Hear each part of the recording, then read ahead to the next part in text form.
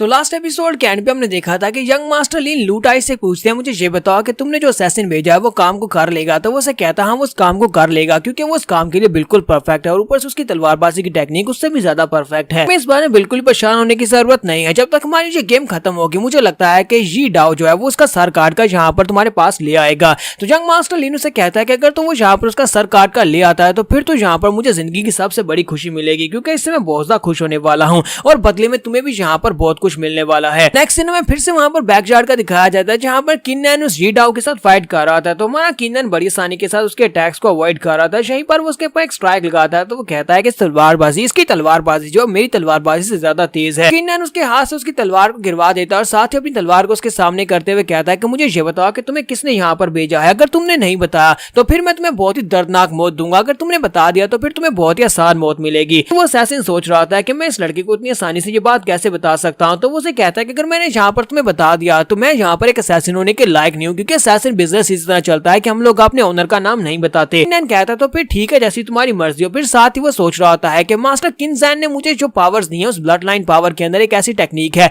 जिससे हम लोग किसी की सोल के अंदर घुसकर उसको टॉर्चर कर सकते हैं। तो मुझे लगता है कि मैं सोल टॉर्चरिंग टेक्निक को यूज कर सकता हूँ कि मैं इसे पहली बार परफॉर्म करने लगा हूँ लेकिन इसके ऊपर प्रैक्टिस करना ठीक रहेगा क्योंकि इसने यहाँ पर हार मान ली है तो मैं इसके ऊपर टेक्निक को यूज कर सकता हूँ। और साथ ही हमारा किन्नन सोल टॉर्चरिंग टेक्निक को यूज करता है। जैसे वो उस टेक्निक को रिलीज करते हैं उसके माथे के ऊपर उंगली लगाता है, इसी के साथ ही वो उसकी सोल के अंदर घुस जाता है। उसकी सोल के अंदर घुसने के बाद वो उसे बहुत ज्यादा दर्द देने वाला है। उसे ऐसे लगता है जैसे कि जी डाओ जो होता है वहां पर जंजीरों के अंदर बंधा होता है और उसके सामने एक बड़ा सा हेल मॉन्स्टर होता है। मॉन्स्टर जो होता है उसके सर के ऊपर अपना हाथ डालता है, साथ उसके सर को पचकाना शुरू कर देता है और साथ ही अपने पंजू के साथ उसकी आंखें निकाल देता है। इसी के साथ ही जी डाओ जोर जोर से चिल्लाना शुरू कर देता है क्योंकि उसे दर्द जो होता है वो रियल में महसूस हो रहा होता है। तो वो मॉन्स्टर जो होता है अपने पंजे के साथ उसे वहां पर दबाना शुरू करता है। जब वो पंजे में उसे दबाना शुरू करता है इसी के साथ उसकी बॉडी वहां पर जड़ना शुरू हो जाती है जैसे कि कोई पत्थर टूट रहा हो। जी डाओ और भी जोर जोर से चिल्लाना शुरू कर देता है और कहता है कि बचाओ मुझे, बचाओ कोई मुझे बचाओ। फिर साथ ही उसे कहता है कि मैंने कहा प्लीज रुक जाओ, मैं तुम्हें बताऊंगा मुझे यहाँ पर किसने भेजा लेकिन मुझे छोड़ दो। तो असैसिन जी डाओ जो होता है वो किन्नन को सारी बात बता देता है। वो उसे कहता है कि मैं यूथ अलायंस की तरफ से पैट्रियार्च लू टाई ने मुझे यहाँ पर भेजा। लू टाई के जो ऑर्डर्स थे वो यंग मास्टर किन फेंग ने दिए थे। तो हमारा किन्नन कहता है तो अच्छा तो ये सब कुछ उसने किया है। फिर साथ ही वो कहता है तो अब जबकि तुमने मुझे बता दिया है तो फिर मैं यहाँ पर तुम्हें जरूर मारूंगा कि मैं तुम्हें जाने तो बिल्कुल भी नहीं दे सकता क्योंकि तुम मुझे मारने के लिए आए। तो इसी के साथ ही अपनी तलवार घुमाता है और उस जी डाओ को मार देता है। किन्नन कहता है कि मुझे लगता है कि अब यूथ अलायंस और इसके साथ साथ लिन फैमिली इन दोनों को सबक सिखाने का वक्त आ चुका है क्योंकि ये दोनों ही वाकई में बहुत ज्यादा बुरे हैं और ये हमारे कट्टर दुश्मन है। क्योंकि आज अगर मैंने अपनी कल्टीवेशन को रिकवर नहीं किया होता और मैं स्ट्रॉन्ग नहीं होता तो मुझे लगता है कि आज यहाँ पर इस असैसिन की जगह पर मेरी डेड बॉडी पड़ी होती, मैं मर चुका होता। नेक्स्ट सीन में किन फैमिली का दिखाया जाता है। तो हमारा किन्नन जो होता है वापस अपने घर आता है। घर आने के बाद कहता है कि लिन हू को मारने के बाद उसके पास मुझे जड़ी बूटियां मिली थी और जो मेडिसिन मिली थी वो सारी की सारी लो ग्रेड की मेडिसिन हैं, लेकिन लगता है कि उन सभी जड़ी बूटियों को आपस में मिक्स करने के बाद मैं यहाँ पर एक मिडिल लेवल की पिल बना सकता हूँ या फिर हाई ग्रेड की पिल बना सकता हूँ। और वैसे भी अब मेरे पास काफी सारे पैसे हैं तो इनके साथ मैं जड़ी बूटियां खरीद सकता हूँ। उसके बाद यूथ अलायंस और लिन फैमिली तुम दोनों मेरे हाथ से बिल्कुल भी नहीं बचोगे। किन्नन वहीं पर बैठ जाता है और साथ ही अपने पास से टेम्पर्ड कॉल्ट्रॉन को निकालता है। ये वो कॉल्ट्रॉन होता है जो कि वो शर्त में मिस वैन से जीत कर लाया था। तो वो कहता है कि इसकी मदद से मैं कम से कम 5 पिल्स को एक साथ बना सकता हूँ और ये टूटेगा भी नहीं और इसकी मदद से मैं कम से कम 2 या 3 हाई ग्रेड की पिल्स बना सकता हूँ। तो मैंने यहाँ पर कर लिया तो फिर हमारी फैमिली को काफी ज्यादा फायदा होगा या फिर मैं उन पिल्स को बेच भी सकता हूँ। और इसी के साथ ही वहाँ पर अपने पास से मटेरियल्स निकालता है, साथ ही किसी मेथड को फॉलो करते हुए स्पेशल पिल बनाने लगा है जो कि वुंड्स को हील कर सकते हैं, यानी जख्मों को हील करने के लिए। नेक्स्ट सीन में 3 घंटे के बाद का दिखाया जाता है। 3 घंटे के बाद उसके कॉल्ड्रॉन के अंदर से जबरदस्त एनर्जी निकलती है क्योंकि उसकी पिल्स रेडी हो चुकी है। तो पिल्स रेडी होने के बाद वो कहता है कि मुझे तो लगा था कि मैं यहाँ पर कम से कम 3 परफेक्ट लो लेवल की पिल्स बना सकता हूँ लेकिन मैं सिर्फ और सिर्फ 2 ही परफेक्ट पिल्स बना सका हूँ जो कि लो लेवल की हैं। इसका मतलब यह है कि रिजल्ट अभी भी सेटिस्फाइंग नहीं है। मुझे यहाँ पर हर एक पिल को परफेक्ट लेवल तक बनाना है, मुझे और ज्यादा प्रैक्टिस की जरूरत है। अगर मुझे अल्केमी टेस्ट को पास करना है तो फिर मुझे और ज्यादा प्रैक्टिस की जरूरत है। और साथ ही उन सभी पिल्स को बॉटल में डाल लेता है और कहता है इन सभी पिल को अगर मैं मिस वैन को जाकर बेच देता हूँ तो मुझे लगता है कि मुझे काफी ज्यादा फायदा होगा, लेकिन उससे पहले मुझे यहाँ पर अपने आप को एक अल्केमिस्ट का लाइसेंस दिलवाना होगा। अगर मैं लाइसेंस नहीं हासिल कर सका तो मैं इन सभी पिल्स को बेच भी नहीं पाऊंगा। यहीं पर से दूसरा सीन जो होता है लिन फैमिली का दिखाया जाता है। तो लिन फैमिली में अभी पता नहीं इसके कितने ज्यादा भाई हैं। तो एक और यंग मास्टर लिन होता है जिसका नाम यंग मास्टर लिन टिंग होता है। तो लिन टिंग वहां पर एल्केमी परफॉर्म कर रहा होता है और वो कुछ पिल्स बनाता है, मिडिल क्लास की पिल्स होती हैं। तो लिन किन फैंग जो होता है उसकी पिल्स को चेक करता है और कहता है कि छोटे भाई तुम तो वाकई में काफी ज्यादा अच्छे हो, तुमने लो लेवल की पिल नहीं बनाई बल्कि मिडिल लेवल की पिल्स बनाई और सारी की सारी मिडिल लेवल की पिल्स हैं। इस वक्त मार्केट में जो पिल्स चल रही हैं जो उनसे ज्यादा बेहतर है। तो लिन टिंग उसे कहता है बड़े भाई तुम्हारा बहुत बहुत शुक्रिया मेरी इतनी तारीफ करने के लिए। ये पिल्स तो कुछ भी नहीं है, मैं इससे भी ज्यादा बेहतर पिल्स बनाने की कोशिश कर सकता हूँ, लेकिन अगर हम इन मिडिल लेवल की पिल्स को भी मार्केट में छोड़ेंगे तो सभी लोग देखना हमारी पिल्स को जरूर खरीदेंगे। तो लिन किनफैंग उसे कहता है कि हमारा मकसद यहाँ पर इन पिल्स को बेचना नहीं है, बल्कि मैं यहाँ पर बदला लेना चाहता हूँ। किननैन और इसके साथ साथ बिजनेस अलायंस की लेडी वैन से बदला लेना चाहता हूँ। इसी वजह से मैं चाहता हूँ कि तुम जल्दी से जल्दी जाकर अल्केमिस्ट का लाइसेंस ले लो। एक बार तुम्हें लाइसेंस मिल गया तो उसके बाद हम लोग यहाँ पर मार्केट में अपनी पिल्स बेच सकते हैं। अच्छी तरह से पता है कि तुम्हारा बड़ा भाई लिन जांटियान वो अल्केमी में कितना ज्यादा अच्छा था, लेकिन अब वो बिल्कुल एक अपाहिज हो चुका है। उसके दोनों बाजू दोनों टांगे टूट चुकी है। ये बात सुनने के बाद टिंग भी काफी गुस्सा हो जाता है। ये है भी वैसे गुस्से वाला, तो वो उसे कहता है कि मैं उस बंदे को बिल्कुल भी नहीं छोड़ूंगा। एक बार वो मुझे नजर आ जाए तो उसके बाद देखना मैं उसका क्या हाल करता हूँ। मैं उसके दोनों बाजू दोनों टांगे काट दूंगा, जैसे कि उसने हमारे बड़े भाई के साथ किया है। तो लिन किनफैंग उसे कहता है बहुत अच्छी बात है, इस गुस्से को संभाल कर रखना, तुम्हें कल के अल्केमी टेस्ट को पास करना ही है, चाहे कुछ भी हो जाए, कल तुम लाइसेंस लेकर ही वापस आना। तो टिंग उसे कहता है कि ब्रदर मेरी बात के ऊपर यकीन करो, देखना मैं कल लाइसेंस लेकर आऊंगा। इसी के साथ ही लिन टिंग जो होता है वहाँ से बाहर चला जाता है। उसके वहाँ पर से बाहर चले जाने के बाद प्रिंसेस जून बिंगलैंड वहाँ पर आती है। तो प्रिंसेस जून उसे कहती है क्या तुम वाकई में किननैन को मारने वाले हो? तो वो कहता है हाँ प्लान तो यही है, हम लोग किननैन को मारने वाले हैं, लेकिन क्या तुम्हें ये बहुत ज्यादा बुरा लग रहा है? क्या तुम उसे मरता हुआ नहीं देखना चाहती? तो वो कहती है नहीं मुझे इस बात से बिल्कुल भी फर्क नहीं पड़ता, वो तो सिर्फ और सिर्फ एक छोटा सा जुगनू है, जबकि तुम एक सूरज हो और तुम्हारी रोशनी के सामने वो कुछ भी नहीं है। बहुत ही जल्दी तुम फायर सेक्टर के इनर डिसिपल बनने वाले हो। जब तुम फायर सेक्टर के इनर डिसिपल बन जाओगे उसके बाद उस लड़के की औकात तुम्हारे सामने क्या ही रह जाएगी। तो यंग मास्टर लिन उसे कहता है चलो कोई बात नहीं, वैसे भी कुछ दिनों के बाद तुम्हारी शादी होने वाली है, तो मैं तुम्हें एक बात बता दूं कि हमारी शादी होने से पहले तक मैं नहीं चाहता कि तुम इस तरह जिस तरह यहाँ पर घूम फिर रही हो इस तरह घुमा फिरा करो। प्रिंसेस जून उसे कहती है ठीक है मैं तुम्हारी बात को मानूंगी, मैं यहाँ पर घूमूंगी फिरूंगी नहीं, लेकिन मुझसे वादा करो कि तुमने जो वादा किया था उसको पूरा करोगे। कहा था कि फायर सेक्टर के इनर डिसिपल बनने के बाद तुम मुझे फायर सेक्टर का आउटर डिसिपल जरूर बनाओगे। तो वो उसका हाथ पकड़ता है, उसे अपने करीब करता है और उसे कहता है कि हाँ क्यों नहीं, अब जबकि तुम मेरी वाइफ हो तो जैसा तुम चाहोगे बिल्कुल वैसा ही होगा, बिल्कुल तुम्हारी ख्वाहिश को पूरा करूंगा। नेक्स्ट सीन में सिटी लॉर्ड के पैलेस के बाहर का दिखाया जाता है। तुम्हारा किननैन मिस वैन के साथ वहाँ पर टेस्ट देने के लिए आता है, क्योंकि ये वाला जो एल्केमी का टेस्ट है ये वहीं पर सिटी लॉर्ड के ऑफिस में होने वाला है। तुम्हारा किननैन मिस वैन को बताता है कि मेरे फादर और सिटी लॉर्ड बहुत अच्छे दोस्त थे, और जब हमारी किन फैमिली काफी महान हुआ करती थी तब हमारे सिटी लॉर्ड हमारे पास काफी बार आ चुके हैं, यानी कि हमारी फैमिली में आ चुके हैं, लेकिन जब से हमारी फैमिली डिक्लाइन हुई है तो सिटी लॉर्ड एक बार भी हमसे मिलने के लिए नहीं आए। तो मिस वैन उसे कहते हैं कि मैं एक बात तुम्हें यहाँ पर क्लियर कर दूं कि जब तुम्हारे पास स्ट्रेंथ होगी फिर तुम यहाँ पर सिटी लॉर्ड तो क्या, यहाँ पर हमारे एम्पायर के एम्परर जो है वो भी तुम्हारे सामने रिस्पेक्ट से पेश आएंगे, यहाँ तक कि खुद तुम्हारे घर तुमसे मिलने के लिए आया करेंगे। तो इसका मतलब यह है कि तुम्हें यहाँ पर पहले अपने आप को स्ट्रॉन्गर बनाना होगा, स्ट्रेंथ से ही यहाँ पर इस दुनिया में सब कुछ है। उसे कहता है क्या वाकई में यहाँ पर स्ट्रेंथ के साथ ये सब कुछ हो सकता है कि एम्परर भी मुझे रिस्पेक्ट देंगे? तो वो उसे कहते हैं हाँ ये सब कुछ मुमकिन है। नैन उसे कहता है तो फिर ठीक है चलो जल्दी से अंदर चलते हैं और जाकर इस टेस्ट को पास करते हुए अपना लाइसेंस लेते हैं। किसी के साथ ही यूथ अलायंस से लू टाई और इसके साथ साथ यंग मास्टर लिन टिंग भी वहाँ पर पहुंच जाते हैं। वो दोनों वहाँ पर उनके पीछे पीछे आ रहे होते हैं, क्योंकि वो लोग भी यहाँ पर टेस्ट देने के लिए आए हैं। यहाँ पर हम लोग अपनी एपिसोड 11 का एंड करेंगे और नेक्स्ट एपिसोड में देखेंगे इनमें से कौन यहाँ पर टेस्ट को पास कर पाएगा। तो एपिसोड की एक्सप्लेनेशन अच्छी लगी हो तो कमेंट करके जरूर बताइएगा। चैनल को सब्सक्राइब कर दें, वीडियो को लाइक और शेयर कर दें। शुक्रिया।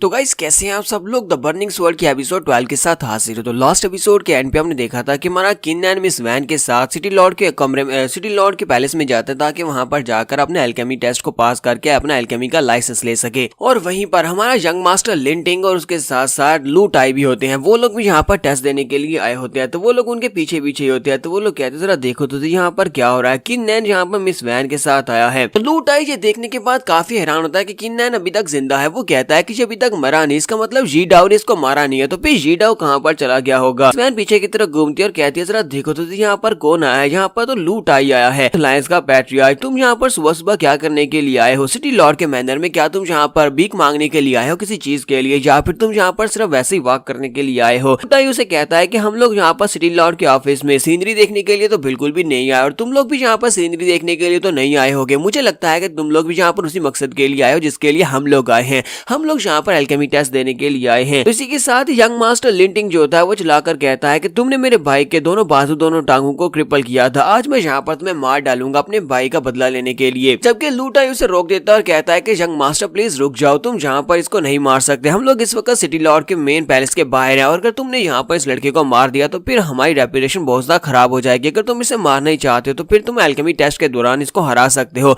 वहां पर अल्केमी टेस्ट के दौरान तुम यहाँ पर इसके साथ 1-on-1 बैटल भी कर सकते हो, जिसमें जिसमें तुम इसे जान से भी मार सकते हो। तुम यहाँ पर कंपटीशन के लिए अपना गुस्सा बचा कर रखो। तो लूटाई कहता है कि मिस वैन, मुझे लगता है कि हम लोग यहाँ पर एक ही मकसद के लिए आए हैं, यानी कि हम दोनों यहाँ पर अल्केमिस्ट टेस्ट देने के लिए आए हैं और चाहते हैं कि हमारे बंदे यहाँ पर अल्केमिस्ट बन जाएं। लेकिन हर कोई अल्केमिस्ट नहीं बन सकता, हर किसी में इस तरह की क्वालिफिकेशंस नहीं होती। तो इस लड़के का नाम किन नैन है। इसकी कल्टीवेशन तो बहुत ज्यादा पुअर लग रही है। मुझे लगता है कि तुम्हें इस लड़के के साथ अंदर नहीं जाना चाहिए, वरना तुम बहुत ज्यादा शर्मिंदा होकर बाहर निकलोगी। स्वैन उसे कहते हैं कि तुम्हें हमारे बारे में यहाँ पर नहीं सोचना चाहिए, तुम्हें बस यहाँ पर अपने बारे में सोचना चाहिए, क्योंकि हर साल यहाँ पर सिर्फ और सिर्फ एक ही बार टेस्ट होता है और हर साल सिर्फ और सिर्फ एक ही अल्केमिस्ट को चूज किया जाता है, उसे लाइसेंस मिलता है। मुझे तो लगता है कि तुम्हें यहाँ पर अगले साल तक का इंतजार करना पड़ेगा। तो लिन टिंग चिल्लाकर उसे कहता है कि लड़की अपनी बकवास बंद करो। तुम्हें लगता है कि मैं यहाँ पर सिलेक्ट नहीं होऊंगा और तुम्हारा जो कमीना दोस्त सिलेक्ट हो जाएगा। मैं मास्टर जैन जीजी का डिसाइपल हूँ। मास्टर जैन जीजी का डिसाइपल होने के नाते मुझे यहाँ पर लाइसेंस मिलने वाला है। तुम्हारा किन्नैन उसकी बात सुनने के बाद कहता है कि तो मुझे समझ नहीं आती कि ये मास्टर डैन को हुआ क्या है। मास्टर डैन हमेशा यहाँ पर तुम्हारे जैसे डिसाइपल्स को ही क्यों चूज करते हैं।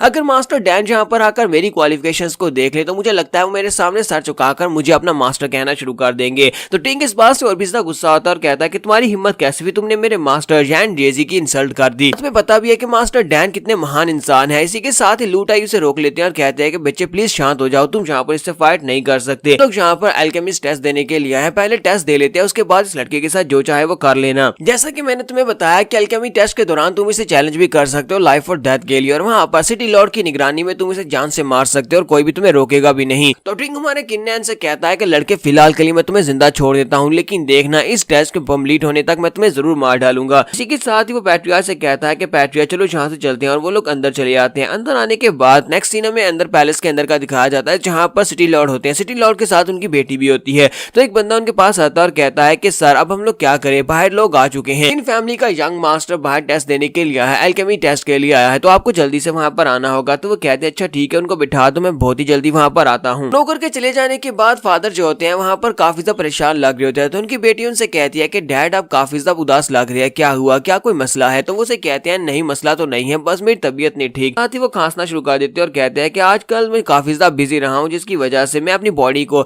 बिल्कुल भी ठीक हालत में नहीं रख पा रहा, जिसकी वजह से मेरी हालत काफी ज्यादा खराब है। बेटी निंग उनसे कहती है तो फिर डैड आपको वहां पर जाने की जरूरत नहीं है, ये सिर्फ और सिर्फ एक अल्केमी टेस्ट ही तो है। तो मैं मास्टर के साथ वहां पर चली जाती हूँ, एल्टर के साथ वहां पर चली जाती हूँ और आपकी जगह के ऊपर सिटी लॉर्ड के तौर पर उनको एग्जामिन कर लेती हूँ। ये तो बहुत ही आसान काम है। डैड उसे कहते हैं क्या वाकई में तुम कर सकती हो। तो निंग उनसे कहते हो तो क्या मैं इसे नहीं कर सकती। आपको क्या लगता है कि आपकी बेटी होने के नाते यहाँ पर मैं आपकी जगह के ऊपर नहीं जा सकती, क्या कोई और है जो कि आपकी जगह ले सकता है। तो वो उसे कहते हैं अच्छा अच्छा ठीक है, मुझे तुम्हारे पर पूरा यकीन है, जाओ जाकर वहां पर जाकर उनका टेस्ट लो, लेकिन उनको ये मत बताना कि तुम सिटी लॉर्ड की बेटी हो। उन्हें बस जाकर यही कहना कि तुम आज की नई एग्जामिनर हो और तुम ही यहाँ पर उनको एग्जामिन करने वाली हो। वो जो भी टेस्ट देंगे उसको तुम ही पास या फेल करने वाली हो। तो वो कहती है ठीक है डैड, बाकी का सब कुछ मैं संभाल लूंगी, आपको परेशान होने की जरूरत नहीं है। तो नेक्स्ट दिन में अल्केमी रूम टेस्ट का दिखाया जाता है, जहाँ पर टेस्ट होने वाला है। तो टिंग और लूटाई दोनों वहां पर पहले से आकर बैठे होते हैं। तो टिंग कहता है कि ये क्या सिटी लॉर्ड अभी तक यहाँ पर आ क्यों नहीं रहा, वो हमें ग्रीट करने के लिए भी यहाँ पर नहीं आया। हमारी लिन फैमिली इस वक्त इस पूरे टियानजन कॉन्टिनेंट की सबसे बेस्ट फैमिली है, इसके बावजूद सिटी लॉर्ड हमसे मिलने के लिए यहाँ पर नहीं आ रहा। तो लूटाई उसे कहते हैं कि सिटी लॉर्ड को अभी बहुत सारे काम होते हैं, सिटी लॉर्ड कोई फ्री इंसान तो नहीं है जो कि जैसे ही हमारा नाम सुनेगा वो हमसे मिलने के लिए यहाँ पर चला आएगा। यहाँ पर थोड़ा सा और इंतजार करना पड़ेगा, इसलिए हम लोग यहाँ पर रुके हुए हैं। तो टिंग उठकर खड़ा हो जाता है और कहता है क्या तुम्हें लगता है कि मैं यहाँ पर इंतजार करूंगा। सिटी लॉर्ड को क्या लगता है कि हम लोग कोई आम से लोग हैं जो उसका इंतजार करेंगे। अगर वो यहाँ पर अभी 5 मिनट में नहीं आया तो फिर मैं उसे भी मार डालूंगा, जाओ जाकर उसको ये बात बता दो। जबकि लूटाई उसकी बातें सुनने के बाद सोच रहे होते हैं मैं किस बेवकूफ को अपने साथ लेकर आ गया हूँ, ये जिस तरह गुस्से वाला और जिस तरह बकवास किए जा रहा है, मुझे लगता है कि ये मुझे भी यहाँ पर मरवाएगा। इसके साथ ही प्रिंसेस निंग वहाँ पर पहुंच जाती है। तो निंग वहाँ पर अल्टर के साथ आती है।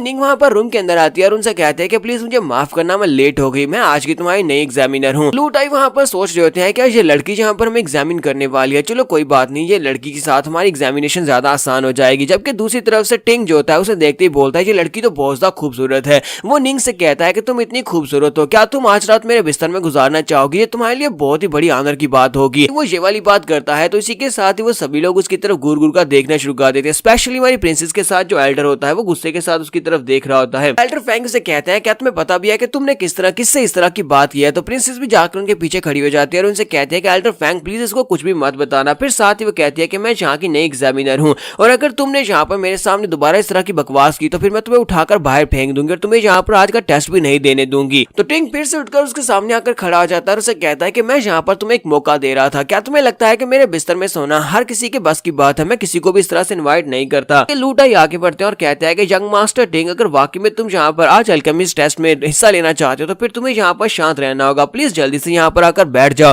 और एग्जामिनर की इज्जत करो। अगर तुम दोबारा से इस तरह की बदतमीजी करोगे तो ये वाकई में तुम्हें यहाँ से निकाल देगा। अगर इन लोगों ने तुम्हें यहाँ पर से निकाल दिया, तुम टेस्ट भी नहीं दे पाए, तो फिर लिन फैमिली की बहुत ज्यादा इंसल्ट हो जाएगी और तुम्हारे फादर की भी इंसल्ट हो जाएगी, इसलिए चुपचाप वापस आकर बैठ जाओ। तो टिंग वापस आकर बैठ जाता और कहता है ठीक है अंकल लूटाई, मैं यहाँ पर तुम्हारी वजह से वापस आकर बैठ जाता हूँ। और इसी के साथ ही मिस वैन और किन्नैन दोनों वहां पर पहुंच जाते हैं। तो मिस वैन कहती है जरा देखो तो सही हम लोग यहाँ पर पहुंच जाए और देखो यहाँ पर पहले से कौन मौजूद है। स्निंग हमारे किन्नैन को देखते ही पहचान जाती है और कहती है ये तो वही लड़का है। उससे कहती है तुम्हारी हिम्मत कैसी हुई, उस दिन तुमने मेरी इंसल्ट की थी, तुमने मुझे बेशर्म कहा था और साथ ही तुम वहां से चले गए थे। लगता है कि आज यहाँ पर मुझे सारे स्कोर्स को सेटल करना होगा। तो किन्नैन उसे कहता है कि तुम्हारी कल्टीवेशन बहुत ज्यादा बुरी है और इसके बावजूद अब तुम यहाँ पर मुझसे बदला लेने की कोशिश करने वाली हो। तो प्रिंसेस की बात सुनने के बाद और भी ज्यादा शर्मिंदा हो जाती है और कहती है कि ये क्या तुम आज फिर से यहाँ पर मेरी इंसल्ट कर रहे हो। अब क्या टिंग दूर बैठा ये सब कुछ देख रहा होता है। टिंग कहता है कि मैं इस लड़के किन्नैन से 1000 गुना ज्यादा हैंडसम हूँ, लेकिन इसके बावजूद ये लड़की उससे हंसकर बात कर रही है जबकि मेरे साथ गुस्से से बात कर रही थी। हमारा किन्नैन जो होता है वो प्रिंसेस निंग को बताता है कि मैं यहाँ पर आज अल्केमी टेस्ट देने के लिए आया हूँ। आज यहाँ पर मैं एल्केमिस्ट बनकर जाने वाला हूँ, इसी वजह से मैं टेस्ट देने के लिए आया। तो क्या तुम यहाँ की एग्जामिनर हो, तो क्यों ना हम लोग यहाँ पर टेस्ट को स्टार्ट करें। तो वो कहती है तो फिर ठीक है।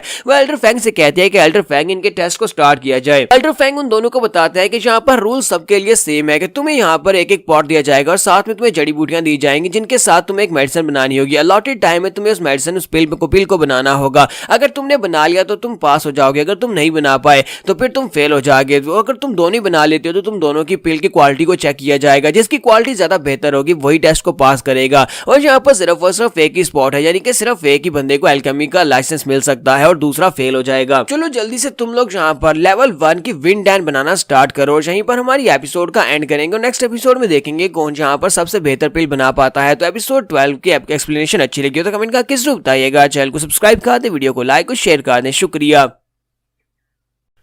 तो गाइस कैसे हैं आप सब लोग। द बर्निंग स्वर्ड की एपिसोड 13 के साथ हाजिर हो। तो लास्ट एपिसोड के एंड पे हमने देखा था कि एल्डर फैंग उन लोगों से कहता है कि तुम लोग अपने टेस्ट को स्टार्ट कर सकते हो, तुम्हें यहाँ पर लेवल 1 की विंड डैन को बनाना होगा। रूल्स बहुत ज्यादा सिंपल है कि जिसकी क्वालिटी ज्यादा बेहतर होगी वही इस टेस्ट को जीतने वाला है। तो मिस वैन कहती है कि ये पिल बनाना बहुत ज्यादा आसान है, लेकिन इसके बावजूद इस पिल की कंसिस्टेंसी को हायर रखना ज्यादा मुश्किल है। लेवल 1 की पिल बना पाना तो काफी ज्यादा आसान होने वाला है। यंग मास्टर किन्नैन अगर ये कर लेता है तो इसका मतलब यह है कि वो यहाँ पर इस पिल को बनाकर एक एल्केमिस्ट बन जाएगा। तो टिंग काफी ज्यादा खुश हो जाता है और कहता है तो मैं इस पिल को पहले भी बहुत बार बना चुका हूँ। मास्टर डैन की निगरानी में जब मैं वहां पर उनके पास गया था उसके बाद से मैंने सैकड़ों बार विंड डैन को ट्राई किया है और उसके बाद मैं इस पिल को 40% एक्यूरेसी के साथ बना सकता हूँ। आज तो यहाँ पर इस टेस्ट को मैं ही जीतने वाला हूँ। तो वो कहता है कि मैंने 100 से भी ज्यादा इस तरह की पिल्स बनाई हैं, तो मुझे लगता है कि मैं इस पिल को बड़ी आसानी से बना लूंगा। और इसी के साथ ही वो पिल को बनाना स्टार्ट करता है और कहता है कि मैं सबसे पहले भी यहाँ पर इसको बनाने वाला हूँ, यानी कि बहुत ही जल्दी बना लूंगा। और इसी के साथ ही कॉल्ड्रॉन के अंदर सारे मटेरियल्स डालने के बाद इसी के साथ ही वो कहता है कि मेरी पिल बन गई है। तो वो कहता है लो मैंने यहाँ पर पिल बना ली।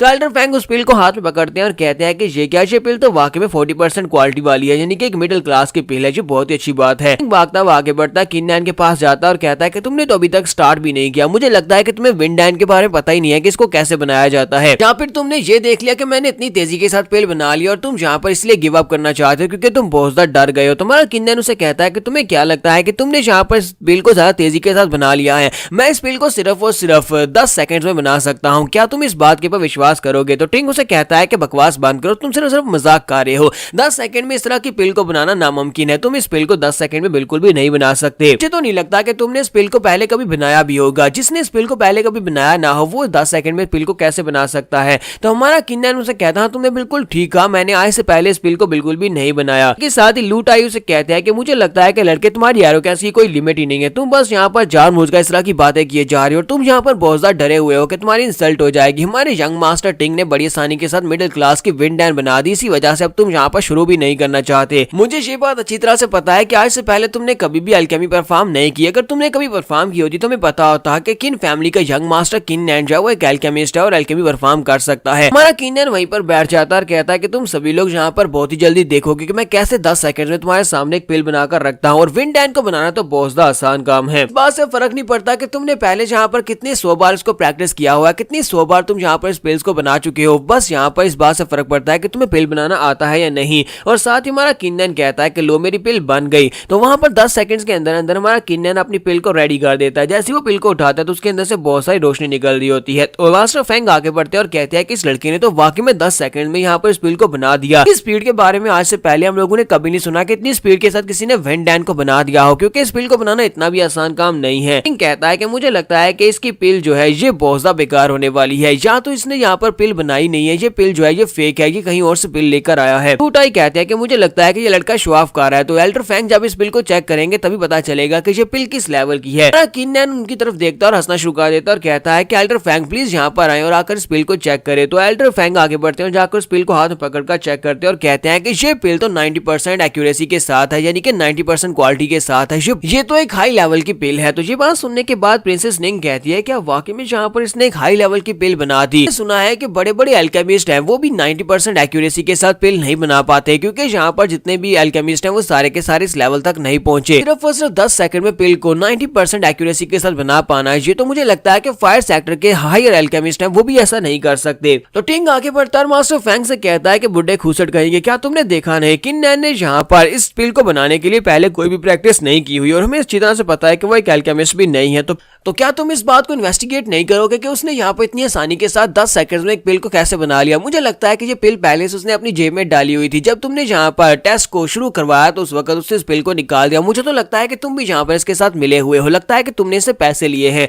ये बात सुनने के बाद मास्टर फैंग गुस्सा हो जाता है और मास्टर फैंग उसके मुंह पर एक थप्पड़ दे मारते हैं। जैसे ही उसके मुंह पर थप्पड़ पड़ता है इसी के साथ ही लिन चलाकर उसे कहता है कि तुम्हारी हिम्मत कैसे मुझे थप्पड़ मारने की, मैं अभी लिन फैमिली के लोगों को बताता हूँ और लोग यहाँ पर आएंगे और तुम्हें मार डालेंगे, साथ ही तुम्हारे पूरे के पूरे सिटी लॉर्ड के पैलेस को भी बर्बाद कर देंगे। लूटाई आगे बढ़ता और कहता है कि मास्टर फैंग ये भी बच्चा है, प्लीज इस बच्चे को माफ कर दें, इसका गुस्सा जो है वो इसके कंट्रोल में नहीं है, मैं इसकी तरफ से माफी मांगता हूँ। और साथ ही वो सोच रहा होता है ये कमीना यहाँ पर मुझे भी अपने साथ मरवाएगा। करके मैंने यहाँ पर बीच में पढ़ के एल्डर फैंग को शांत करवा दिया, क्योंकि एल्डर फैंग की कल्टीवेशन हम दोनों से ज्यादा है, अगर वो चाहे तो हम दोनों को उठाकर बाहर फेंक सकते हैं। तो एल्डर फैंग जो होते हैं वो मौके का फायदा उठाकर उसे कहते हैं कि ठीक है तुम दोनों यहाँ पर पैलेस से बाहर चले जाओ, या फिर तुम दोनों यहाँ पर दोबारा से कम्पीट करना चाहते हो, अगर चाहते हो तो फिर यहाँ पर दोबारा से पिल बनाने का कंपटीशन होगा, अगर नहीं तो फिर यहाँ से वापस चले जाओ। किसी के साथ ही हमारा किन्नन जो होता है वो कहता है कि मास्टर फैंग अब जबकि ये लोग यहाँ पर पार्टिसिपेट करने के लिए आए तो क्यों ना हम लोग यहाँ पर अपनी स्ट्रेंथ के साथ कम्पीट कर ले, क्योंकि पिल में तो ये हार गया, यानी कि ये पिल्स बनाने में नहीं लगता है कि मैंने चीटिंग किया, तो क्यों ना हम लोग यहाँ पर फाइट करके देख लें। टिंग जो होता है वो उसे कहता है हाँ क्यों नहीं, मैं तुमसे फाइट करने को तैयार हूँ, मुझे नहीं लगा था कि तुम इतने ज्यादा बहादुर हो, जबकि तुमने यहाँ पर खुद से प्रस्ताव रखा है तो फिर ठीक है मैं तुमसे फाइट करूंगा, मैं तुम्हारे चैलेंज को एक्सेप्ट करता हूँ, मैं यहाँ पर तुम्हें जरूर मार डालूंगा। और साथ ही वो अंदर से सोच रहा होता है कि मुझे पता है कि ये लड़का बॉडी ट्रेनिंग के 4th लेवल पर है, तो मैं इसे बड़ी आसानी से मार सकता हूँ और अपने भाइयों का बदला ले सकता हूँ। इसी के साथ ही टिंग लूटाई से कहता है कि मैं यहाँ पर तुमसे वादा करता हूँ कि अगर तुमने मुझे इस बार रोकने की कोशिश की तो फिर मैं तुम्हें भी मार डालूंगा, इसलिए चुपचाप साइड के ऊपर खड़े रहो। तो लूटाई वहीं पर साइड के ऊपर खड़ा हो जाता है और कहता है चलो फिर ठीक है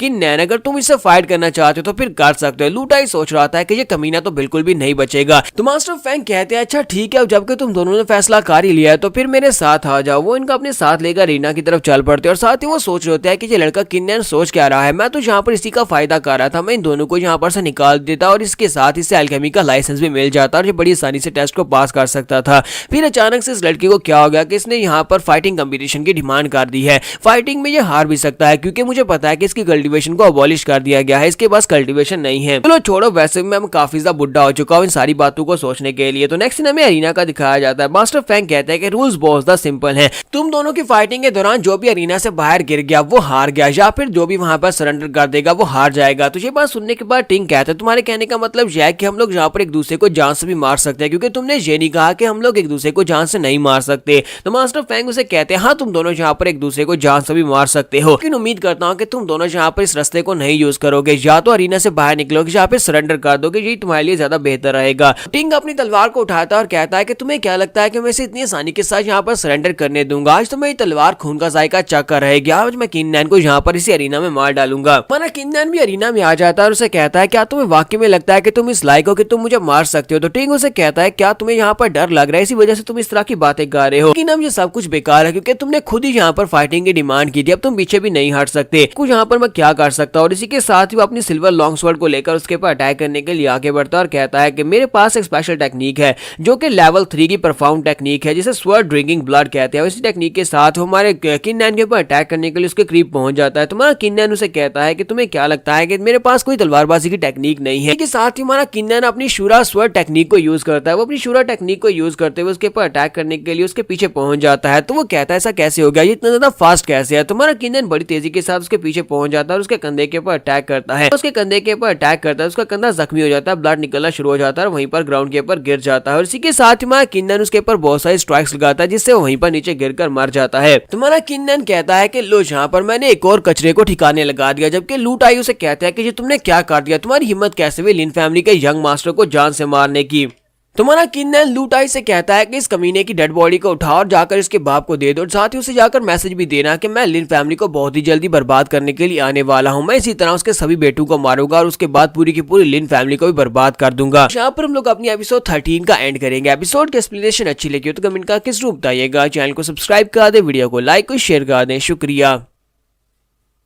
तो गाइस कैसे हैं आप सब लोग। द बर्निंग स्वॉर्ड के एपिसोड 14 के साथ हाजिर हो। तो लास्ट एपिसोड के एंड पे हमने देखा था कि डूल को हमारा किन्नैन जीत जाता है और इसी फाइट के दौरान वो यंग मास्टर लिन टिंग को मार देता है और उसके बाद वो मास्टर लूट आई से कहता है कि इसकी डेड बॉडी को उठाओ, जहां से दफा हो जाओ, जाकर इसके फादर को बता देना कि बहुत ही जल्दी लिन फैमिली खत्म होने वाली है। अब उसकी डेड बॉडी को वहां पर से उठाकर लेकर जा रहा होता है। तुम्हारा किन्नैन उसे कहता है कि हमारी फैमिली के बैक यार्ड में एक असैसिन की डेड बॉडी पड़ी हुई है जिसे तुमने भेजा था वहां पर मुझे मारने के लिए और मुझे ये बात पता चल चुकी है क्योंकि तुम्ही ने उसे भेजा था। प्लीज हमारे बैकयार्ड को साफ कर देना और उस असैसिन की डेड बॉडी को उठाकर वापस ले जाना। और ये बात सुनने के बाद लूट आई को भी झटका लगता है। वो यंग मास्टर की डेड बॉडी को वहीं पर गिरा देता है और इसी के साथ ही हमारा यंग मास्टर किन्नैन जो होता है वो एक स्पेशल टेक्निक को यूज करता है जिसके साथ वो उसके ऊपर प्रेशर डालता है। जब वो उसके ऊपर प्रेशर डालता है तो वो बहुत ज्यादा घबरा जाता है और उसे कहता है कि प्लीज प्लीज यंग मास्टर मुझे माफ कर देना, क्या तुम मुझे भी मार डालोगे, प्लीज मुझे जान से मत मारना। और इसी के साथ ही हमारी मिस वैन आगे बढ़ती है और उसे कहती है कि लूट आई एक पैट्रियार्च है, यानी कि ये यूथ अलायंस का पैट्रियार्च है। हम लोग इसे यहाँ पर मरने तो बिल्कुल भी नहीं दे सकते क्योंकि ये काफी फेमस है। मुझे लगता है कि मैं फिलहाल के लिए इसे जिंदा छोड़ देना चाहिए। तो किन्नैन उसे कहता है कि हाँ ठीक है, इसे जिंदा छोड़ देते हैं। जबकि हमारा किन्नैन वहाँ पर खुद से काफी ज्यादा खुश हो रहा था क्योंकि उसने यहाँ पर great Ashura blood line technique को यूज किया था जिसके साथ उसने अपनी मर्डर स्पिरिट को रिलीज किया था, जिसकी वजह से लूट आई जो कभी एक महान मास्टर था वो यहाँ पर अब उसके सामने डर के मारे कांप रहा था। तो इसी के साथ ही प्रिंसेस निंग आगे बढ़ती है और हमारे किन्नैन से कहती है कि मैंने कुछ दिनों के बाद तुम्हें देखा है, अभी तो सिर्फ और सिर्फ कुछ ही दिन गुजरे हैं और देखो जरा तुमने ब्रेक थ्रू कर लिया। इस वक्त तुम अपनी बॉडी रिफाइनिंग के 6 लेवल तक पहुंच चुके हो। मुझे लगता है कि तुम काफी ज्यादा टैलेंटेड और बहुत ही जल्दी तुम आगे पहुंचने वाले हो। तो मिस निंग उसे कहती है कि मुझे लगता है कि तुम्हें फायर सेक्टर के लिए अप्लाई करना चाहिए। बहुत ही जल्दी फायर सेक्टर से कोई मास्टर यहाँ पर आने वाले हैं जो कि रिक्रूटमेंट करेंगे और यहाँ पर तुम्हें भी उसके लिए अप्लाई करना चाहिए, कंपटीशन में हिस्सा लेना चाहिए। हमारा किन्नैन उसे कहता है कि मैं तो कब से ये सपना देख रहा था कि कभी मैं फायर सेक्टर को ज्वाइन कर सकूं क्योंकि फायर सेक्टर यहाँ का सबसे बड़ा महान सेक्टर है। निंग उसे कहती है अच्छा ठीक है, मैं दुआ करूंगी तुम फायर सेक्टर को ज्वाइन कर लो। इसी के साथ ही वो एल्केमिस्ट का बैज देती है और कहती है कि ये लो तुम्हारा एल्केमिस्ट का बैज है। फिर साथ ही वो कहती है अब जबकि तुम एक ऑफिशियल एल्केमिस्ट बन चुकी हो तो तुम कहीं पर भी जाकर अपनी पिल्स को बेच सकते हो। फिर साथ ही वो दूसरे हाथ में उसे 3000 कॉइन्स देती है और कहती है कि ये लो ये 3000 रुपए हैं जिसके बारे में हमारी डील हुई थी।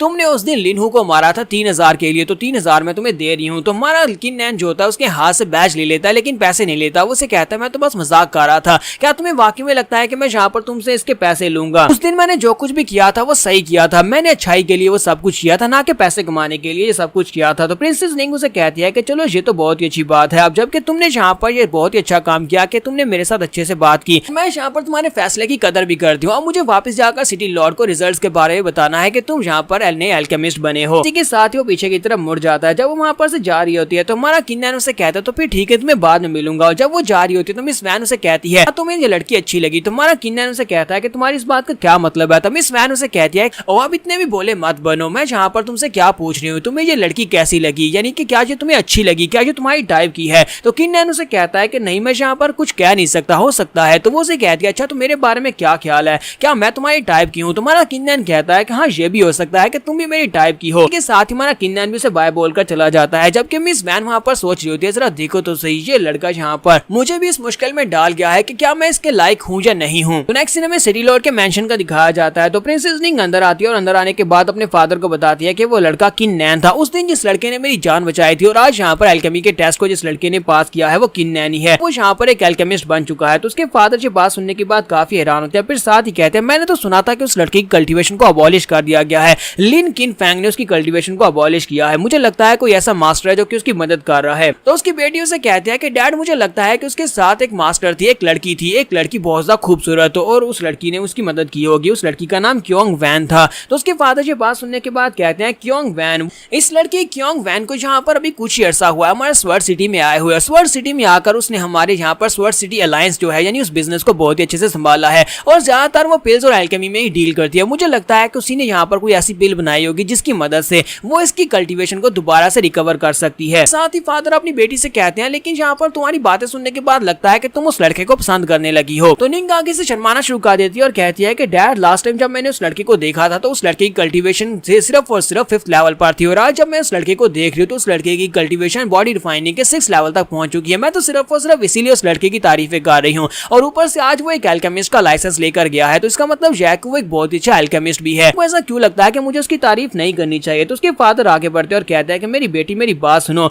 मुझे लगता है कि उसने सिर्फ और सिर्फ कल्टीवेशन को बढ़ाने के लिए यहाँ पर मेडिसिन का इस्तेमाल किया है। जड़ी बूटियों के साथ वो अपनी कल्टीवेशन को आगे बढ़ा रहा है। यहाँ पर मेडिसिन और पिल्स को यूज करते हुए कोई भी अपनी कल्टीवेशन को बढ़ा सकता है, लेकिन अब तुम फायर सेक्टर की आउटर डिसाइपल हो। फायर सेक्टर की आउटर डिसाइपल होना एक बहुत ही बड़ी महानता की बात है और वो लड़का सिर्फ और सिर्फ एक लोली यंग मास्टर है। एक लोली फैमिली का लोली यंग मास्टर तुम्हारे लायक कैसे हो सकता है जबकि तुम सिटी लॉर्ड की बेटी हो। निंग उनसे कहती है कि डैड अब यहाँ पर क्या बातें किए जा रहे हैं। मुझे लगता है कि आपकी बेटी यहाँ पर फैसला ले सकती है कि उसे कौन पसंद है और कौन नहीं। तो डैड उसे कहते हैं कि मैं यहाँ पर यही कंपेयर कर रहा हूँ कि वो तुम्हारे लायक बिल्कुल भी नहीं है। तुम्हें क्या लगता है कि फायर सेक्टर के एल्डर्स ने तुम्हें क्यों चूज किया था? उन्हें अच्छी तरह से पता है कि तुम एक महान मास्टर बन सकते हो, इसी वजह से वो तुम्हें अपने फायर सेक्टर का डिसाइपल बनाना चाहते थे और इसी वजह से वो तुम्हें सिलेक्ट करके लेकर गए थे। जबकि वो लड़का किन नैन सारी जिंदगी यहीं पर छोटी सी फैमिली में रहेगा और यहीं पर इसी फैमिली में मर जाएगा और मैं नहीं चाहता कि तुम आगे से उस लड़के से मिलो। तो निंग उनसे कहती है कि फादर मुझे इस बात से बिल्कुल भी फर्क नहीं पड़ता, ये मेरी जिंदगी और मैं ही फैसला करूंगी कि मुझे किसको अप्रोच करना और किसको नहीं करना। तो फादर उसे कहता है कि बेटी तुम बहुत ज्यादा यंग हो, तो मेरी बात को समझ नहीं रही, लेकिन मुझे लगता है कि तुम्हें बहुत ही जल्दी इस बात को समझना पड़ेगा। बहुत ही जल्दी तुम्हें इस बात की समझ आ जाएगी कि वो लड़का तुम्हारे लायक बिल्कुल भी नहीं है। और इसी के साथ ही नेक्स्ट सीन में फिर से हमारे किन नैन का दिखाया जाता है। तुम्हारा किन नैन जो होता है फायर माउंटेन के ऊपर जाता है जहाँ पर वो मॉन्स्टर्स का शिकार करने के लिए जाता है। मास्टर किन ज़ेंग ने उसे कहा था कि तुम्हें मॉन्स्टर्स का शिकार करना होगा अपनी तलवार को फीड करवाने के लिए ताकि तलवार पहले से ज्यादा स्ट्रॉन्गर हो सके। तो वो कहता है कि अब मैं यहाँ पर आकर मॉन्स्टर्स का शिकार कर सकता हूँ क्योंकि मुझे अपने आप को स्ट्रॉन्ग बनाना होगा। लास्ट टाइम उन लोगों ने जिस असैसिन को भेजा था वो इतना स्ट्रॉन्गर नहीं था, लेकिन हो सकता है कि अगली बार वो जिस असैसिन को भेजे वो पहले से ज्यादा स्ट्रॉन्गर हो। तो किन नैन कहता है कि यहाँ पर इस माउंटेन के ऊपर 3 किस्म के मॉन्स्टर्स हैं जो कि लो लेवल के, मीडियम लेवल के और हायर लेवल के मॉन्स्टर्स हैं। तो मुझे यहाँ पर किसी हाई लेवल के मॉन्स्टर जो कि गार्ड लेवल के मॉन्स्टर्स भी हैं उनका सामना तो बिल्कुल भी नहीं करना। मैं यहीं पर आसपास ही रहूंगा और लो लेवल के मॉन्स्टर्स का शिकार करूंगा। और इसी के साथ उसे पीछे से आवाज आती है तो वो कहता है कि ये क्या लगता है कोई मॉन्स्टर है। तो वहां पर एक भेड़िया होता है तो वो कहता है चलो यही ठीक है,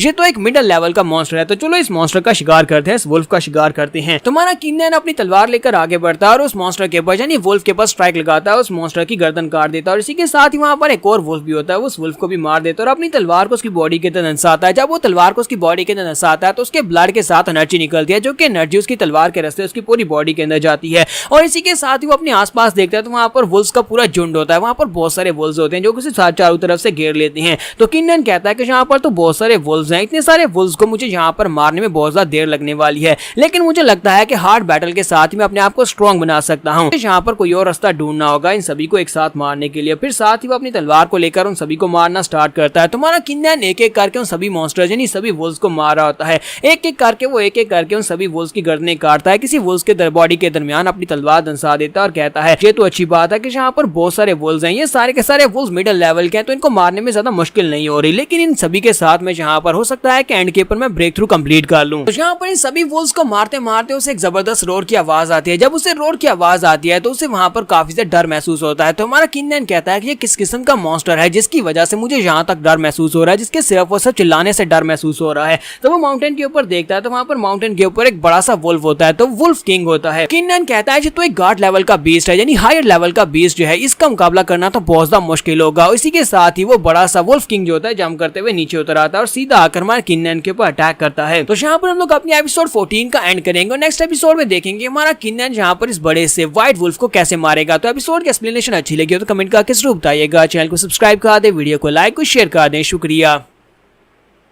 तो गाइस कैसे हैं आप सब लोग। द बर्निंग स्वॉर्ड के एपिसोड 15 के साथ हाजिर हो। तो लास्ट एपिसोड के एंड पे हमने देखा था कि बड़ा सा व्हाइट वुल्फ जो होता है वो व्हाइट वुल्फ का किंग होता है, हमारे किन्नन के ऊपर अटैक कर देता है। तो किन्नन वहां पर अपने स्काई गार्ड विंग को यूज करते हुए, स्पेशल मूव को यूज करते हुए वहां पर से साइड के ऊपर हट जाता है। वो कहता है शुक्र है कि मैंने यहाँ पर स्पेशल तेज मूव को मास्टर किया हुआ है, फुटवर्क टेक्निक को मास्टर किया हुआ है, जिसकी वजह से मैं बच पाया हूँ। ऐसे हमारा किन्नन वहां पर उस अटैक को अवॉइड करता है। इसी के साथ ही उसे महसूस होता है जैसे उसने यहाँ पर ब्रेक थ्रू कर लिया है। तो वो कहता है ये तो बहुत ही अच्छा हुआ, मैंने यहाँ पर लाइफ एंड डेथ सिचुएशन के दौरान स्काई गार्ड स्टेप टेक्निक को एक्टिवेट किया, जिसकी वजह से इसका ब्रेक थ्रू कंप्लीट हो गया और मैं यहाँ पर इसके सेकंड स्टेप को भी यूज कर सकता हूँ, जिसको स्काई गार्ड वॉइड कहते हैं। स्काई गार्ड वॉइड जो कि इस फुट स्टेप टेक्निक का दूसरा लेवल है, जिसमें वो अपने आप को गायब करके एक जगह से दूसरी जगह ले जा सकता है। तो वो बड़ी तेजी के साथ वहां पर से अटैक्स को अवॉइड करते हुए एक जगह से दूसरी जगह जा रहा था। तो हमारा किन्नन जो होता है ऊपर हवा में उड़ रहा था और कहता है जल्दी से आओ, मेरी तरफ देखो, देखो क्या तुम मेरे पर अटैक कर सकते हो कि नहीं, क्योंकि अब तो मैं हवा में हूँ, तुम इतना ऊंचा नहीं आ सकते। इसी के साथ ही व्हाइट वुल्फ किंग जो होता है अपने मुंह के अंदर से एक एनर्जी बॉल क्रिएट करता है। उस एनर्जी बॉल के साथ वो सामने की तरफ की ब्लास्ट करता है। किन्नन कहता है कि ये क्या, ये बीस्ट तो यहाँ पर इतनी सारी हैवी एनर्जी को रिलीज कर सकता है, अगर इसने इसके साथ मुझे हिट किया तो फिर तो मैं यहाँ पर नीचे ही गिरूंगा। किन्नन कहता है कि जैसा कि एंसेस्टर किन्जन ने मुझे कहा था कि मैं भी यहाँ पर अगर एट्रीब्यूट लेवल तक पहुंच जाता हूँ तो उसके बाद मैं भी यहाँ पर सारी की सारी एट्रीब्यूट एनर्जी को एक्टिवेट कर सकता हूँ और इन एट्रीब्यूट्स को इस व्हाइट वुल्फ की तरह मैं भी एनर्जी बॉल्स बनाकर उनको शूट कर सकता हूँ। लेकिन फिलहाल के लिए मेरा मार्शल आर्ट्स लेवल बहुत ज्यादा लो है। तो इसी के साथ ही व्हाइट वुल्फ जो होता है हमारे किन्नन के ऊपर अटैक करता है। तो किन्नन को लगता है कि वो अपने स्काई गार्ड स्टेप को यूज करते हुए उसको अवॉइड कर लेगा, और होता भी ऐसा ही है। हमारा किन्नन अपने स्काई गार्ड स्टेप को यूज करते हुए उसके अटैक को अवॉइड कर लेता है। तो वो कहता है चलो शुक्र है कि मैंने यहाँ पर इस अटैक को अवॉइड कर लिया, ये बहुत ज्यादा डेंजरस अटैक था।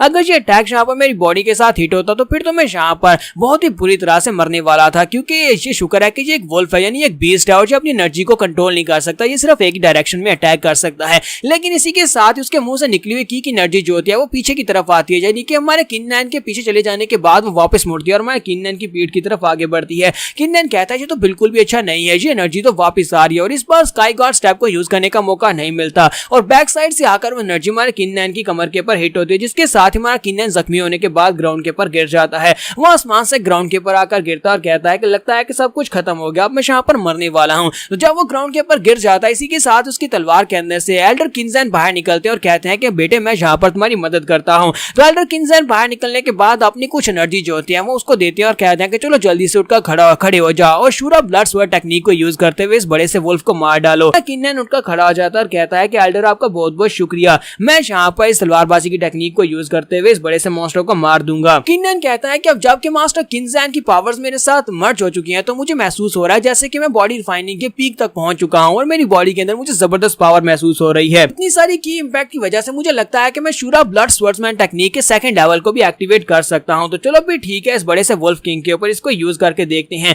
तो हमारा किन्नन अपनी तलवार को उठाता है और बड़े से वुल्फ किंग के ऊपर अटैक करने के लिए आगे बढ़ता है, जबकि वुल्फ किंग जो होता है वो भी उसके ऊपर अटैक करने के लिए आगे बढ़ता है। वो अपना बड़ा सा मुंह खोलकर उसे मारने के लिए उसके करीब पहुंच जाता है, जबकि हमारा किन्नन बड़ी तेजी के साथ उसके मुंह के ऊपर तलवार चलाते हुए पीछे की तरफ घूम जाता है और साथ ही उसकी गर्दन काट जाता है। तो उसकी गर्दन के ऊपर कट लगने की वजह से बड़ा सा वुल्फ जो होता है वो ग्राउंड के ऊपर गिर जाता है, उसका बहुत सारा ब्लड बहता है और वो मर जाता है। तो हमारा किन्नन कहता है कि चलो शुक्र है कि मैंने इस बड़े से वुल्फ को मार दिया। व्हाइट वुल्फ को मारना मेरे लिए काफी ज्यादा मुश्किल था, अगर यहाँ पर एल्डर किन्जन मेरी मदद नहीं करते तो फिर तो मैं बिल्कुल भी नहीं बच पाता। लेकिन मुझे यहाँ पर यह महसूस हो रहा है कि मैंने यहाँ पर अगर कुछ और मॉन्स्टर्स को मारा तो हो सकता है कि मैं बॉडी रिफाइनिंग के 7th लेवल पर ब्रेक थ्रू कंप्लीट कर लूं। तो इसका मतलब यह है कि यहाँ पर आना बहुत ज्यादा बेनिफिशियल रहा, इस ट्रिप का फायदा हुआ है। और इसी के साथ ही वो आगे बढ़ता है, जाकर उस बड़े से व्हाइट वुल्फ के सर के ऊपर जो सींग लगा होता है उसको काटने लगता है और कहता है मेरी रिंग अभी इतनी बड़ी नहीं है कि मैं इतने बड़े जायंट से वुल्फ को अपनी रिंग के अंदर रख सकूं। हालांकि इसकी पूरी की पूरी बॉडी यहाँ पर खजाना है, इसको बेचा जाए तो बहुत सारा पैसा मिलेगा, लेकिन रिंग के अंदर इतनी स्टोरेज नहीं है और मैं फिलहाल के लिए इसका सींग अपने पास रख लेता हूँ, इसी को जाकर बेचूंगा या फिर इसके साथ ब्लड क्लॉटिंग पिल बना सकता हूँ।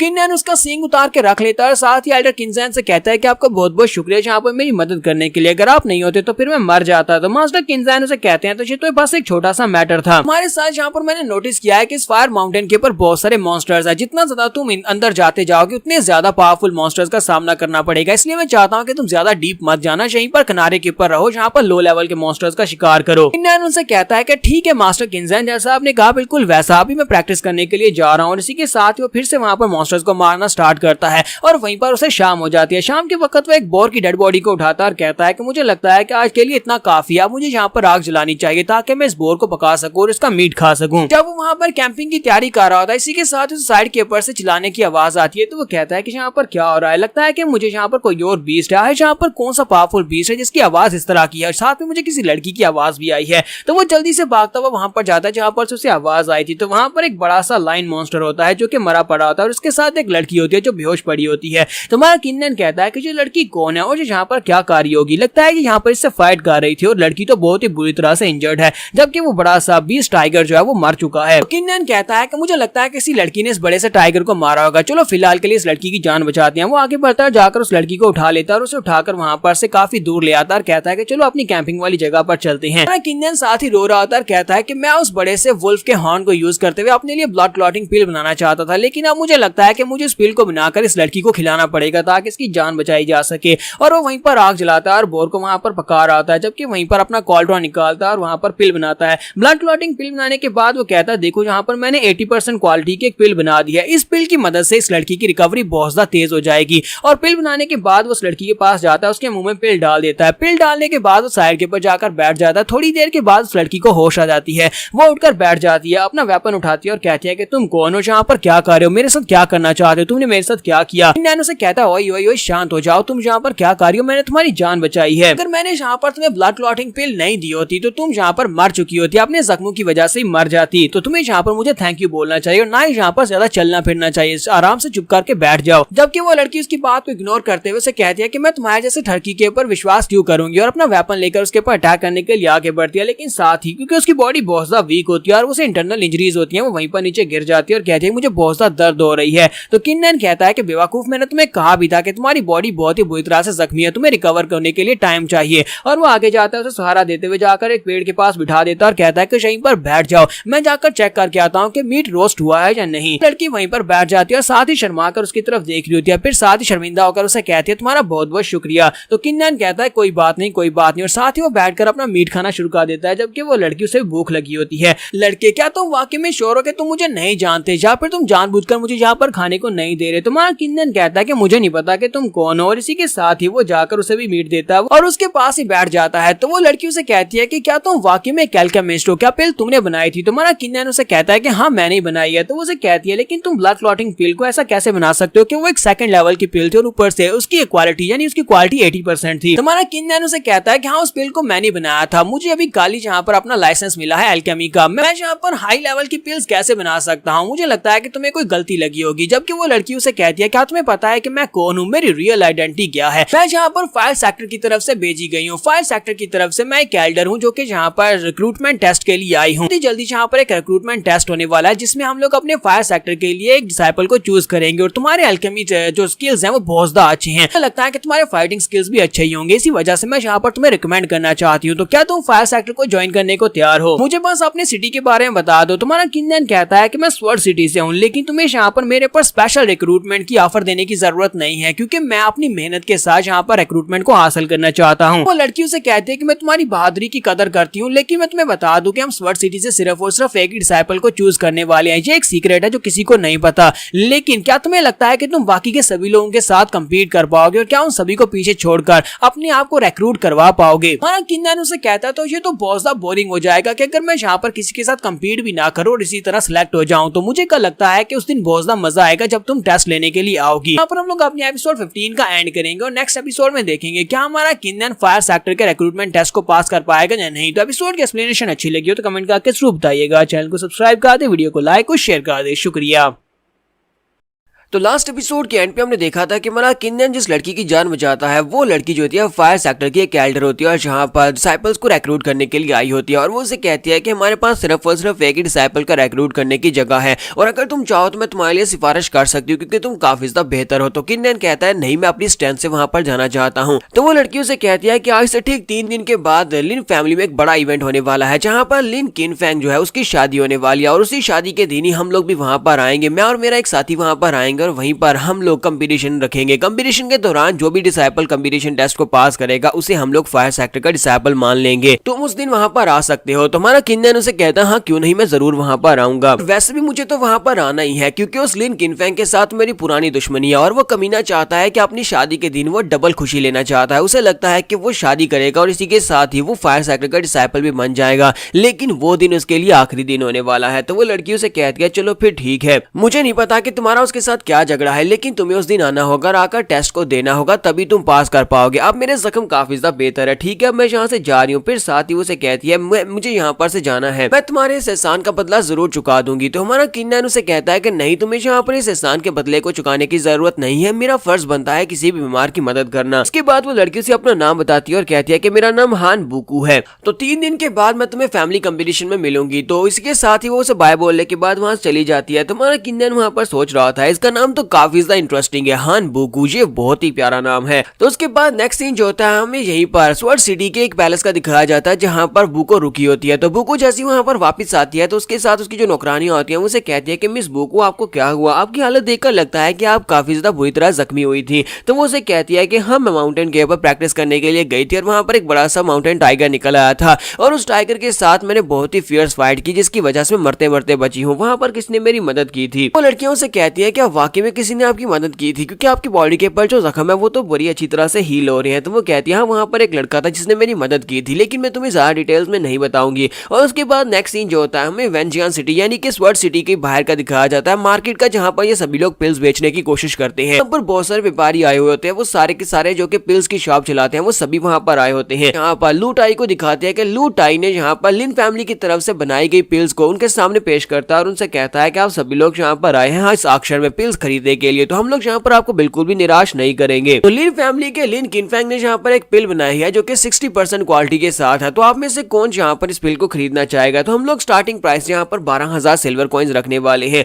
और इसी के साथ वो पिल उनके सामने शो करवाता है, क्योंकि उसकी क्वालिटी 60% तक होती है। इसी वजह से वो सभी लोग इसमें काफी ज्यादा इंटरेस्टेड होते हैं। वो लोग कहते हैं जरा देखो तो सही, यूथ अलायंस के लोग कितनी ज्यादा अच्छी पिल्स बेच रहे हैं। लिन फैमिली के साथ मिलकर इन लोगों ने अपनी पिल्स की क्वालिटी को काफी ज्यादा बेहतर बनाया है। अगर ये पिल्स यहाँ पर 10 to 20% भी होती तभी हम लोग इस पिल को खरीद लेते, लेकिन अब तो यहाँ पर ये 60% क्वालिटी के साथ मिल रही है, यानी कि इसके इफेक्ट्स जो है वो काफी ज्यादा डबल ट्रिपल हो चुके हैं। में से एक वहां पर 20,000 प्राइस लगाता है, जबकि दूसरा 30,000, चौथा जो होता है 50,000। तो मास्टर लूटाई कहते हैं तुम सभी लोगों को परेशान होने की जरूरत नहीं, हमारे पास पूरी 5 पिल्स हैं जो कि इसी लेवल की यानी 60% क्वालिटी की हैं। तो ये बात सुनने के बाद उनमें से एक शॉपकीपर कहता है कि वाकई में यूथ अलायंस ने तो वेंजियान सिटी यानी कि स्वर्ड सिटी के ऊपर कब्जा कर लिया है। यहाँ पर इनके पास जितनी बेस्ट पिल्स हैं वो सारी की सारी यूथ अलायंस के पास ही मिलने वाली हैं। अब तो ये यहाँ पर हाई क्वालिटी की पिल्स बेच रहे हैं, वो भी लार्ज क्वांटिटी में, यानी कि इनके पास हाई क्वालिटी की पिल्स और भी ज्यादा मिल सकती हैं। तो लूटाई के साथ वहाँ पर यंग मास्टर लिन भी होता है। तो उसे कहता है कि यंग मास्टर लिन, क्या आपने देखा आपकी तरफ से बनाई हुई 60% क्वालिटी की पिल्स, यहाँ पर सिर्फ और सिर्फ हमारे पास 5 पिल्स हैं, लेकिन पूरी की पूरी मार्केट इस वक्त सिर्फ और सिर्फ यूथ अलायंस का नाम ले रही है। इसका मतलब यह है कि बहुत ही जल्दी हम लोग पूरे बिजनेस को कवर कर लेंगे। इस साथ साथ स्वर्ड अलायंस का बिजनेस भी ठप हो जाएगा, वो लोग यहाँ पर कुछ भी नहीं कर पाएंगे, क्योंकि मुझे लगता है कि बहुत ही जल्दी सिटी की जितनी भी बड़ी बड़ी शॉप्स हैं वो सारी हमसे पिल्स खरीदने के लिए आएंगी, ताकि वो आगे जाकर इन पिल्स को सेल कर सके। और जब ये सारे हमारे पास आएंगे तो इसका मतलब यह है कि यहाँ पर यूथ अलायंस एक ऐसी कंपनी होगी जो सबसे बड़ी होने वाली है।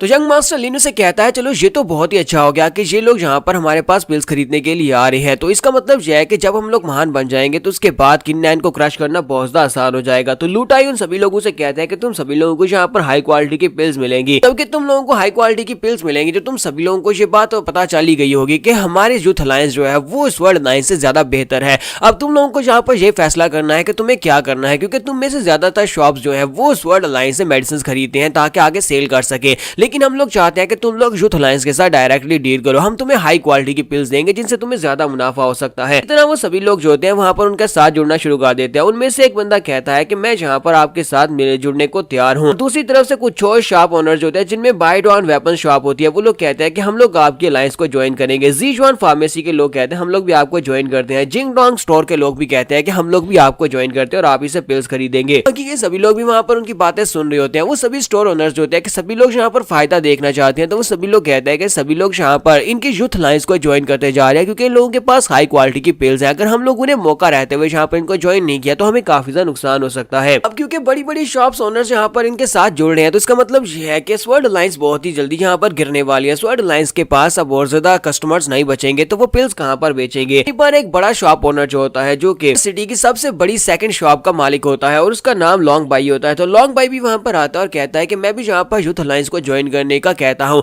क्योंकि मुझे पता है कि तुम्हारी यूथ अलायंस जो है ये सबसे बेस्ट पिल्स दे सकती है, और हमारी स्वर्ड अलायंस वो तो कब का उनका काम ठप हो चुका है, उनके पास लो क्वालिटी की पिल्स है जिसकी वजह से मैं उन्हें छोड़ रहा हूँ। और जैसे वो सभी लोगों के सामने ये अनाउंस करता है तो सभी लोग बहुत ज्यादा हैरान होते हैं और कहते हैं क्या वाकई में long by, master long by यहाँ पर इनको ज्वाइन करने को तैयार हो गए हैं। मास्टर लॉन्ग भाई ने अगर इनको ज्वाइन कर लिया तो फिर तो स्वर्ण अलायंस को कोई बचा ही नहीं सकता, क्योंकि सबसे ज्यादा पिल्स जो है ये मास्टर लॉन्ग भाई उन लोगों से खरीदते थे। तो लूट आई उसे कहते हैं कि मिस्टर लॉन्ग, मुझे इस बात की बिल्कुल भी एक्सपेक्टेशन नहीं थी कि आप पर्सनली यहाँ पर आएंगे और आकर सभी लोगों के सामने इस बात को अनाउंस करेंगे कि आप हमें ज्वाइन कर रहे हैं। अब जबकि आपने हमें ज्वाइन कर लिया है तो मैं आपसे वादा करता हूँ कि आपको बहुत ज्यादा फायदा होने वाला है, आपने बिल्कुल ठीक चुनाव किया है। जबकि लॉन्ग उसे कहता है कि ये तो मेरे लिए बहुत ही बड़ी खुशी की बात है कि मैं यहाँ पर तुम लोगों को ज्वाइन कर रहा हूँ, क्योंकि हम लोग बिजनेसमैन और हम लोग सिर्फ और सिर्फ अपने बिजनेस का फायदा ही सोचेंगे। और यहीं पर एक लड़की होती है जो कि स्वर्ण अलायंस से होती है, तो उसे कहती है कि ये बहुत ही बड़ी शर्मिंदगी की बात है कि तुम हमारी स्वर्ण अलायंस को धोखा दे रहे हो। कभी तुम स्वर्ण अलायंस के एक मेंबर हुआ करते थे, लेकिन अब तो हमें छोड़कर यूथ अलायंस को ज्वाइन करना चाहते हो, तुम्हें शर्म आनी चाहिए,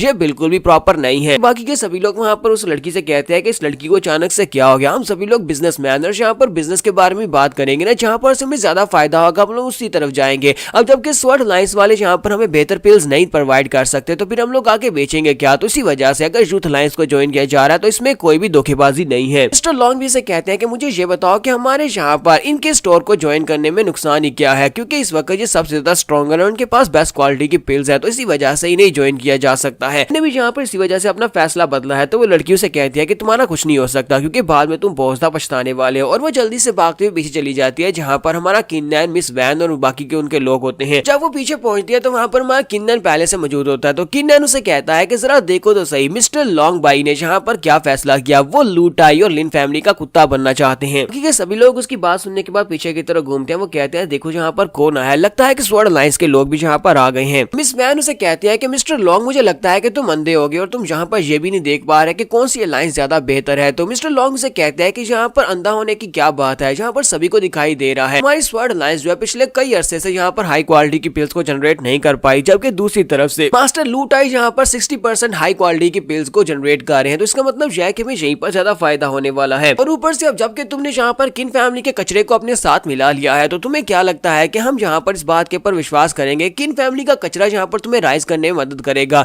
ये बात इस बात को एक्सप्लेन करती है कि तुम्हारी स्वर्ण अलायंस जो है वो कब की ठप हो चुकी है। यंग मास्टर लिन कहता है कि इनकी स्वर्ण अलायंस बहुत ही जल्दी खत्म होने वाली है, जबकि लूट आई कहता है कि मुझे लगता है कि इन लोगों को यहाँ से निकाल देना चाहिए और यहाँ पर इन्हें पिल नहीं बेचने देनी चाहिए। और इसी के साथ ही बाकी के सभी लोग भी वहां पर चिल्लाना शुरू कर देते हैं और कहते हैं ठीक है इन लोगों को यहाँ से निकाल देते हैं, आज के पास स्वर्ण अलायंस के पास कुछ भी नहीं खरीदा जाएगा। वो सभी लोग वहां पर गेट आउट कह रहे होते हैं। तो यहाँ पर हम लोग अपनी एपिसोड 16 का एंड करेंगे और नेक्स्ट एपिसोड में देखेंगे जब ये लोग उनके सामने परफेक्ट पिल्स को रखेंगे तो उसके बाद इन सभी के रिएक्शंस क्या होंगे।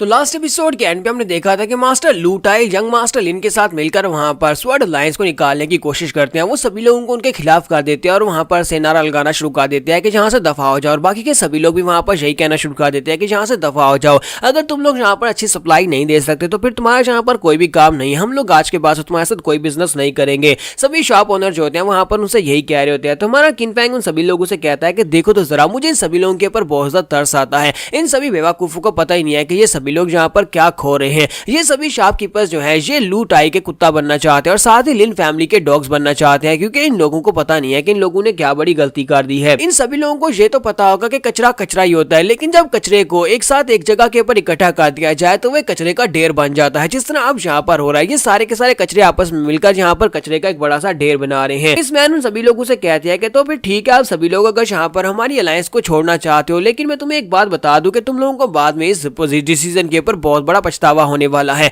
क्योंकि तुम सभी लोग बहुत ज्यादा पछताओगे और हम लोग तुम्हें वापस अपनी स्वर्ण अलायंस में नहीं लेने वाले। इसी के साथ ही मिस वैन अपने पास से पिल निकालती जो कि 90% एक्यूरेसी के साथ होती है। वो उनसे कहते हैं तो ये देखो, ये वो पिल है जिस तरह की पिल तुम्हें दूसरी तरफ से लूट आई बेच रहा था, लेकिन हमारी पिल की एक्यूरेसी 90% है। मुझे बताओ कि तुम सभी लोग इस पिल को देखने के बाद क्या रिएक्शन देते हो। तो वो सभी लोग जब उस पिल को देखते हैं तो वो सभी लोग बहुत ज्यादा हैरान होते हैं और कहते हैं कि तो डैन मैंग पिल है, लेकिन ये वाकई में 90% एक्यूरेसी के साथ ऐसा कैसे हो सकता है। इतनी हाई क्वालिटी की पिल स्वर्ण अलायंस के लोग कैसे बना सकते हैं। हमारा किन्नन लोगों से कहता है कि अब जबकि तुम्हें पता चल गया है कि ये 90% क्वालिटी की पिल है, तो बताओ कि तुम लोग यहाँ पर कितना बिड करना चाहोगे। तो उनमें से एक जो होता है वो स्टार्टिंग बिड जो है 50,000 से स्टार्ट करता है, दूसरा 80,000 और तीसरा जो होता है वो 1 लाख पे चला जाता है। किसी के साथ ही लूटाई चढ़ाकर कहता है कि ये किन्नन के पास इस तरह की हाई क्वालिटी की पिल कहां से आई, आए ये लोग कहां से इतनी हाई क्वालिटी की पिल लेकर आ रहे हैं। जबकि यंग मास्टर लिन भी कहता है कि मुझे लगता है कि ये एक फेक पिल है, तुम सभी लोगों को यहाँ पर इस पिल के झांसे में नहीं आना चाहिए, क्योंकि ये लोग यहाँ पर नकली पिल्स बेच रहे हैं। साथ ही वो गार्ड से कहता है कि इस लड़के को उठाकर यहाँ से फेंक दो क्योंकि ये नकली पिल बेचने की कोशिश कर रहा है। इसी के साथ ही गार्ड उनके ऊपर अटैक करने के लिए आगे बढ़ते हैं, जबकि हमारा किन उनसे कहता है कि क्या तुम्हें लगता है कि हम लोग इतनी आसानी से यहाँ पर से उठकर बाहर चले जाएंगे,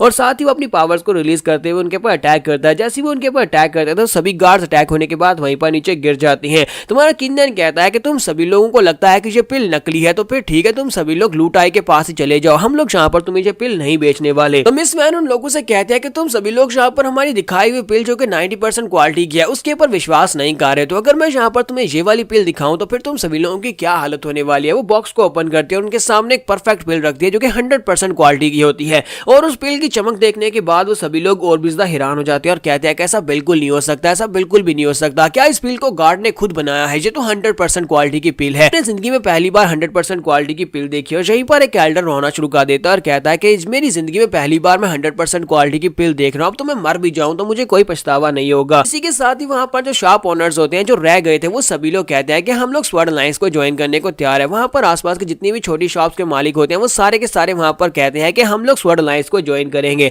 क्योंकि इनकी क्वालिटी ज्यादा बेहतर है। और यहीं पर मास्टर लॉन्ग भाई को भी दिखाते हैं, वो आगे बढ़ता है और कहता है लगता है कि मुझसे बहुत बड़ी गलती हो गई, मेरे पास आंखें थी लेकिन मैं देख नहीं पा रहा था, मैं भी स्वर्ण अलायंस में वापस आने का फैसला करता हूं। जबकि लूटाई चलाकर उसे कहता है कमीने गद्दार कहीं के तुम ये क्या कह रहे हो। लॉन्ग भाई चलाकर कहता है कि स्वर्ण सिटी की सबसे बड़ी मेडिसिनल शॉप यानी सेकंड मेडिसिनल शॉप जो है वो आपको ज्वाइन करने को तैयार है। तो लॉन्ग भाई उन लोगों से कहता है क्या तुम लोग यहाँ पर मुझे एक दूसरा मौका दोगे, अगर तुम लोग मुझे दूसरा मौका देते हो तो मैं तुम्हारी पिल्स को बहुत ही अच्छे से बेचूंगा और देखना तुम्हें बहुत ज्यादा फायदा होने वाला है, इसलिए प्लीज मुझे अपनी किए के पर बहुत ज्यादा पछतावा है। दूसरी तरफ से शॉपकीपर बॉस से कहता है कि अगर तुम्हें यहाँ पर कुछ कहना है तो जाकर किन नैन से कहो क्योंकि किन नैन यहाँ पर ये सारी पिल्स बना रहा है और वही फैसला करेगा कि तुम वापस आ सकते हो या नहीं।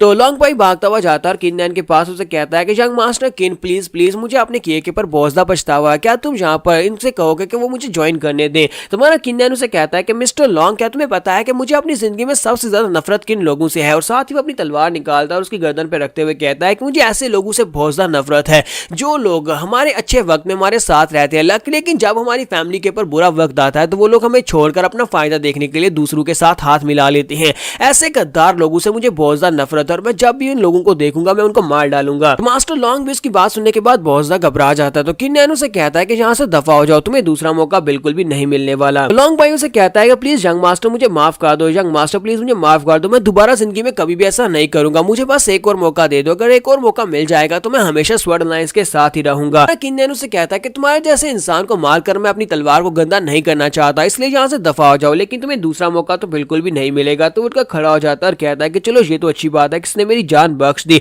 अच्छा ठीक है अगर तुम मुझे मौका नहीं देना चाहते। फिर साथ ही वो रोना शुरू कर देता है और कहता है कि मुझे लगता है कि मेरी जिंदगी की सबसे बड़ी गलती लूटाई को ज्वाइन करना था, उसकी यूथ अलायंस को ज्वाइन करने का फैसला करना यह मेरी जिंदगी की सबसे बड़ी गलती थी। आज के बाद से इसका मतलब यह है कि मेरा बिजनेस ठप होने वाला है। दूसरी तरफ से यंग मास्टर लिन जो होता है वो भी लूटाई के ऊपर गुस्सा होता है और उसे कहता है कि बॉस लूटाई, मुझे लगता है कि मैंने यहाँ पर तुम्हारी बिजनेस क्वालिटीज को कुछ ज्यादा ही समझ लिया और तुम्हें अपना साथी बना लिया, लेकिन तुमने तो यहाँ पर हमारी इंसल्ट करवा दी, तुम्हारी वजह से लिन फैमिली का नाम खराब हो रहा है, तो आज के बाद से हमारा तुम्हारे साथ कोई भी ताल्लुक नहीं है। लूटाई चलाकर उसे कहता है कि यंग मास्टर लिन ये क्या बात हुई, आप यहाँ पर मुझे छोड़कर कैसे जा सकते हैं, आपके भरोसे के ऊपर तो मैं यहाँ पर स्वर्ण अलायंस के साथ पंगा ले रहा था और अब अगर आप यहाँ से चले जाएंगे तो फिर तो मेरा बिजनेस ठप हो जाएगा। यंग मास्टर लिन उसे कहता है कि हम लोग किन नैन के साथ साथ यहाँ पर पूरी की पूरी स्वर्ण अलायंस को हड़प करना चाहते थे ताकि तुम्हें यहाँ पर स्वर्ण अलायंस का मालिक बना दिया जाए, लेकिन अब जबकि किसी भी काम के नहीं रहे और तुम इस मौके का फायदा नहीं उठा पाए तो उसका मतलब यह है कि तुम हमारे लिए बिल्कुल बेकार हो चुके हो, तो आज के बाद से हमारी फैमिली के साथ तुम्हारा कोई भी ताल्लुक नहीं है और ना ही कभी हमें कांटेक्ट करने की कोशिश करना।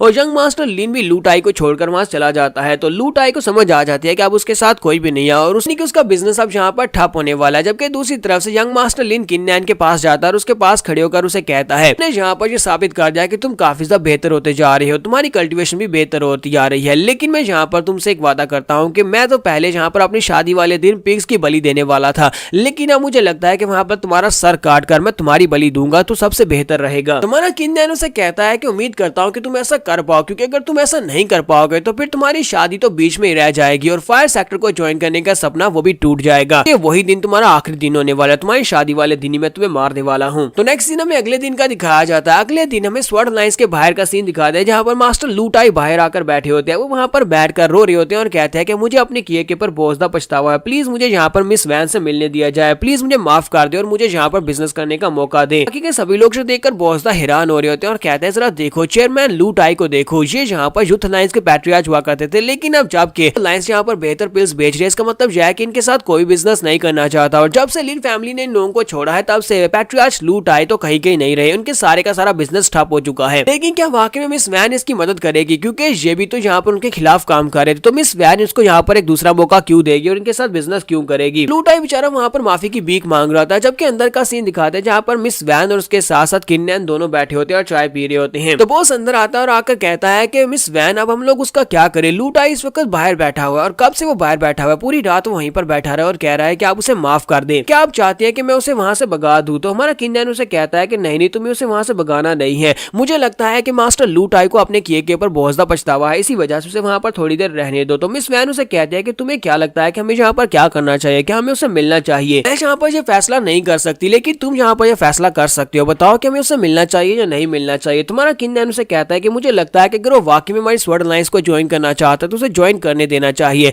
क्योंकि वो बिजनेस को मैनेज करने में बहुत ज्यादा अच्छा है। वो यूथ अलायंस का मैनेजर था और उसने अकेले ही पूरी की पूरी यूथ अलायंस को चलाया हुआ था और मुझे लगता है कि वो स्वर्ड अलायंस को बहुत अच्छे से मैनेज कर सकता है। तो मिस वैन उसे कहती है कि लड़के तुम बहुत ज्यादा समझदार इंसान हो, मैं भी यहाँ पर इसी बारे में सोच रही थी कि उसे मारने से या फिर उसे निकालने से अच्छा यह है कि हम लोग उसे यहाँ पर अपना बिजनेस मैनेज करने के लिए दे, क्योंकि उसके मैनेजमेंट स्किल्स बहुत ज्यादा अच्छे हैं और इस तरह वो हमारे इंसान के तले दबकर यहाँ पर काम करता रहेगा। यहाँ पर हम लोग अपनी एपिसोड 17 का एंड करेंगे और नेक्स्ट एपिसोड में देखेंगे कि ये लोग आगे और क्या करने वाले हैं, क्योंकि बहुत ही जल्दी यहाँ पर वेडिंग डे भी आने वाला है, जिस दिन यहाँ पर कंपटीशन होने वाला है और फायर सेक्टर के लोग वहां पर आकर डिसाइपल्स को चूज करने वाले हैं। तो गाइस कैसे हैं आप सब लोग। द बर्निंग स्वर्ड के एपिसोड 18 के साथ हाजिर हो। तो लास्ट एपिसोड के एंड पे हमने देखा था मास्टर लू टाई जो होते हैं वो स्वर्ड अलायंस के दरवाजे के बाहर आकर घुटने टेक कर बैठ जाते हैं और माफी की भीख मांग रहे होते हैं, जबकि हमारा किन्नैन जो होता है वो मिस वैन से कहता है कि मुझे लगता है कि इसे माफ कर देना चाहिए और मुझे लगता है कि हम लोग इसकी क्वालिटीज को यूज कर सकते हैं, इसकी एबिलिटीज काफी ज्यादा अच्छी है, ये बिजनेस को बहुत अच्छे से मैनेज कर सकता है। तो मिस वैन उसे कहती है कि तुम्हारी परसेप्शन काफी ज्यादा अच्छी है, इसी वजह से अब मैं तुम्हें और भी ज्यादा पसंद करने लगी हूँ। तुम्हारा किन्नैन कहता है कि अब बस भी करो, तुम किस तरह की बातें कार्य, चलो यहाँ पर बिजनेस की बात करते हैं। और उसके बाद वो लू टाई को अंदर बुलाते हैं। लू टाई अंदर आता है, अभी भी उनके सामने सिर झुकाकर बैठा होता है। तो मिस वैन कहती है कि बॉस लू टाई, मुझे लगता है कि तुम्हें इस बात की समझ आ गया कि तुम गलत हो, इसी वजह से तुम यहाँ पर माफी की भीख मांग रहे हो। तो वो कहता है हाँ मुझे पता है कि मैंने यहाँ पर गलत किया है, मुझे पता है कि मुझे ये सब कुछ नहीं करना चाहिए था, लिन फैमिली के यंग मास्टर की बात नहीं सुननी चाहिए थी। उसने मुझे यहाँ पर सुहाने सपने दिखाए कि अगर मैं यहाँ पर वेंजियन पवेलियन को हरा देता हूँ तो उसके बाद मेरी यूथ अलायंस यहाँ पर सबसे बड़ी कंपनी बन जाएगी और हम लोग पूरे के पूरे बिजनेस पर कब्जा कर लेंगे, कि प्लीज यहाँ पर मुझे माफ कर दे, मुझे माफ कर दे, मुझसे गलती हो गई है। और कुछ भी नहीं चाहता, मेरी यूथ अलायंस तो पहले से यहाँ पर खत्म हो चुकी है, मैं बस ये चाहता हूँ कि आप लोग मुझे जान से ना मारे, प्लीज मुझे माफ कर दे और मुझे यहाँ पर कोई छोटा मोटा बिजनेस करने की इजाजत दे दे। तो मिस वैन कहते हैं कि अब जबकि चेयरमैन लू को अपनी गलती के बारे में एहसास हो चुका है तो किन्नैन बताओ कि इसके बारे में क्या फैसला किया जाए। तो वो किन्नैन से कहती है कि तुम ही बताओ, क्या इसे जान से मार दिया जाए या फिर इसे यहाँ पर माफ कर दिया जाए।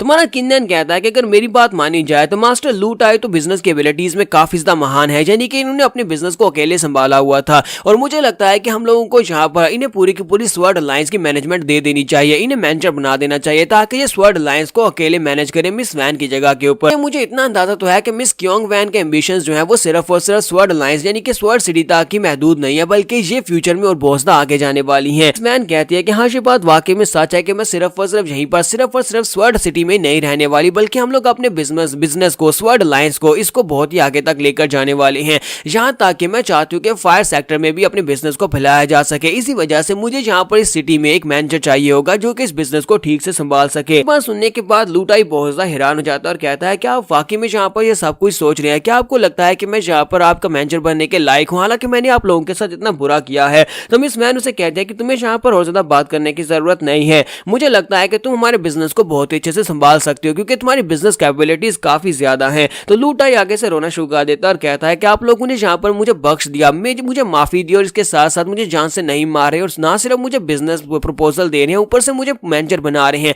यानी कि मैं अकेले यहाँ पर स्वर्ड अलायंस को मैनेज कर सकता हूँ, मैं यहाँ का मैनेजर बनकर इसको मैनेज करूंगा। आप लोग तो बहुत ज्यादा महान है, आपका दिल बहुत ज्यादा बड़ा है, हालांकि मैंने आपकी स्वर्ड अलायंस को खत्म करने की कोशिश की थी। तो वो उनके सामने घुटने टेक देता है और कहता है कि मैं यहाँ पर अपने एहसान का बदला चुकाने के लिए पूरी जिंदगी सही काम करूंगा और हमेशा आपसे वफादार रहूंगा। किन्नैन उससे कहता है ये तो बहुत ही अच्छी बात है, अब हमें यहाँ पर एक मैनेजर मिल चुका है, तो आप यहाँ पर बहुत ही दिल लगाकर काम करना। नेक्स्ट सीन हमें लिन फैमिली का दिखाया जाता है, जहाँ पर लिन फैमिली के पैट्रियार्च बहुत ज्यादा गुस्से में होते हैं। वो कहते हैं कि उस कमीने की हिम्मत कैसे हुई कि जाकर वैन के साथ मिल गया। क्योंग वैन ने लू टाई को अपने साथ मिलाकर उसे अपनी बिजनेस का मैनेजर बना लिया, जिसकी वजह से अब वो भी उसके साथ मिल चुका है। इसका मतलब यह है कि अब हमारे हाथ में यहाँ पर कुछ भी नहीं है। मिस वैन जो चाहती थी कि स्वर्ड अलायंस और यूथ अलायंस को एक बना दिया जाए, उसने वाकई में ये कर दिया है। इस सबसे सबसे ज्यादा नुकसान किसका हुआ है? हमारी लिन फैमिली का हुआ है, क्योंकि मैं यहाँ पर सिटी लॉर्ड बनने के सपने देख रहा था, लेकिन मुझे लगता है कि अब मैं कभी भी सिटी लॉर्ड नहीं बन सकता। तो उनका बेटा उनके पास आता और कहता है कि फादर आपको यहाँ पर पैनिक होने की जरूरत नहीं है, मैं चाहता हूँ कि आप मुझे यहाँ पर 2 टूपो पिल दें। वो 2 टूपो पिल जो कि हमारी फैमिली को हर 20 साल के बाद एक बार मिलती है, तो मैं चाहता हूँ कि आप इंसेस्टर से बात करें, हमें वो पिल दे दें। अगर वो पिल मुझे आप दे देते हैं तो 3 दिन के बाद यहाँ पर शादी में जो कंपटीशन होने वाला है उसमें मैं फायर सेक्टर में सिलेक्ट हो जाऊंगा।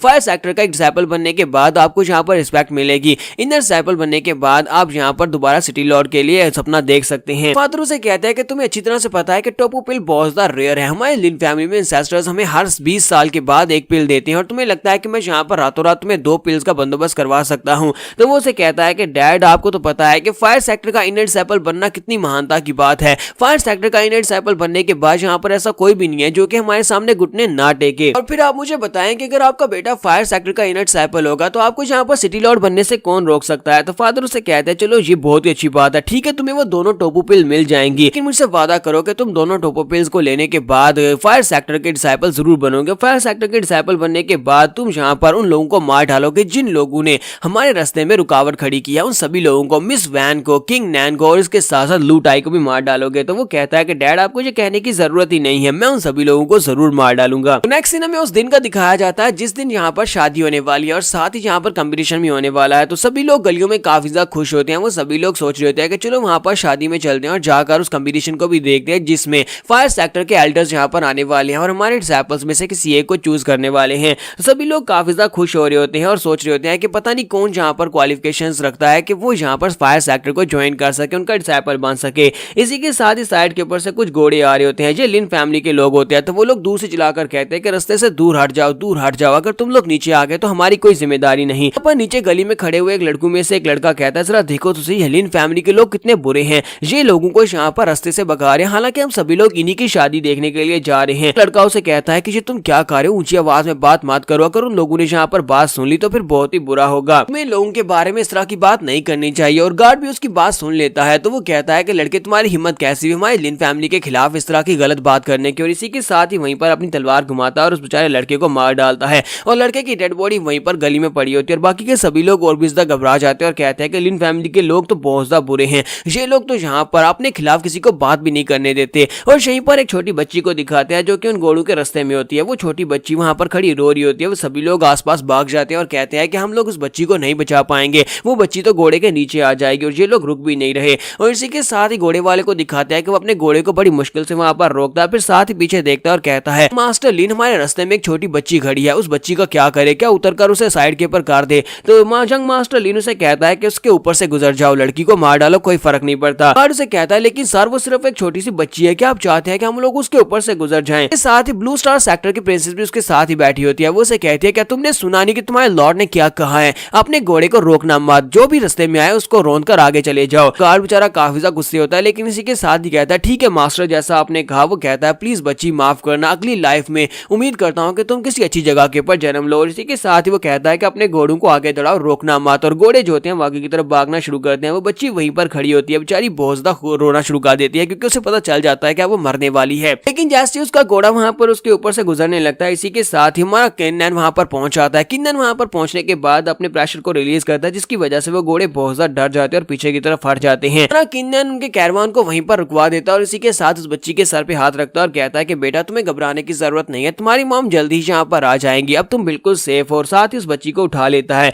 तुम्हारा किन्नन लोगों से कहता है कि तुम सभी लोग यहाँ पर कर क्या रहे हो, लिन फैमिली इतनी ज्यादा घटिया हो चुकी है कि वो रास्ते में आने वाली एक छोटी बच्ची को भी नहीं छोड़ रहे। मुझे नहीं लगता कि लिन फैमिली को और ज्यादा यहाँ पर रहने का कोई अधिकार है। मास्टर लिन उसी कार्ट में पीछे बैठा होता है, तो वो पर्दा हटाकर बाहर निकलता है और उसे कहता है कि इस वक्त स्वर्ड सिटी में हमारी लिन फैमिली सबसे ज्यादा पावरफुल फैमिली है, और जबकि हमारी फैमिली सबसे पावरफुल फैमिली है तो फिर हमारे सामने यहाँ पर मुंह खोलने की हिम्मत कौन करेगा, चाहे हम लोग यहाँ पर किसी बड़े को मारे या फिर किसी बच्चे को मारे। तो इन सभी लोगों की किस्मत तो मेरे हाथ में। अगर मैं इनसे कहूंगा कि जिंदा रहो तो ये जिंदा रहेंगे, अगर मैं कहूंगा कि मर जाओ तो ये सभी सभी लोग मर जाएंगे, क्योंकि यहाँ पर रहने वाले सभी लोग इस वक्त लिन फैमिली के कंट्रोल में हैं। के साथ यंग मास्टर लिन आके बढ़ता है और एक बंदे को पकड़ता है और उसे कहता है कि बताओ क्या तुम मेरे ऑर्डर्स को मना करोगे? तो वो कहता है नहीं सर, प्लीज मुझे माफ कर दे, मेरी फैमिली है, मुझे वापस अपनी फैमिली के पास जाना है। यंग मास्टर लिन किन्नैन से कहता है क्या तुमने देखा यहाँ पर सभी लोग मेरे ऑर्डर्स को फॉलो करते हैं, उन्हें पता है कि अगर जिंदा रहना है तो फिर यहाँ पर लिन फैमिली के ऑर्डर्स को तो फॉलो करना ही पड़ेगा। तो यहाँ पर हम लोग अपनी एपिसोड 18 का एंड करेंगे और नेक्स्ट एपिसोड में हम लोग वो कंपटीशन देखेंगे जिस कंपटीशन में हर सेक्टर अपने लिए डिसाइपल्स को चूज करने वाला है।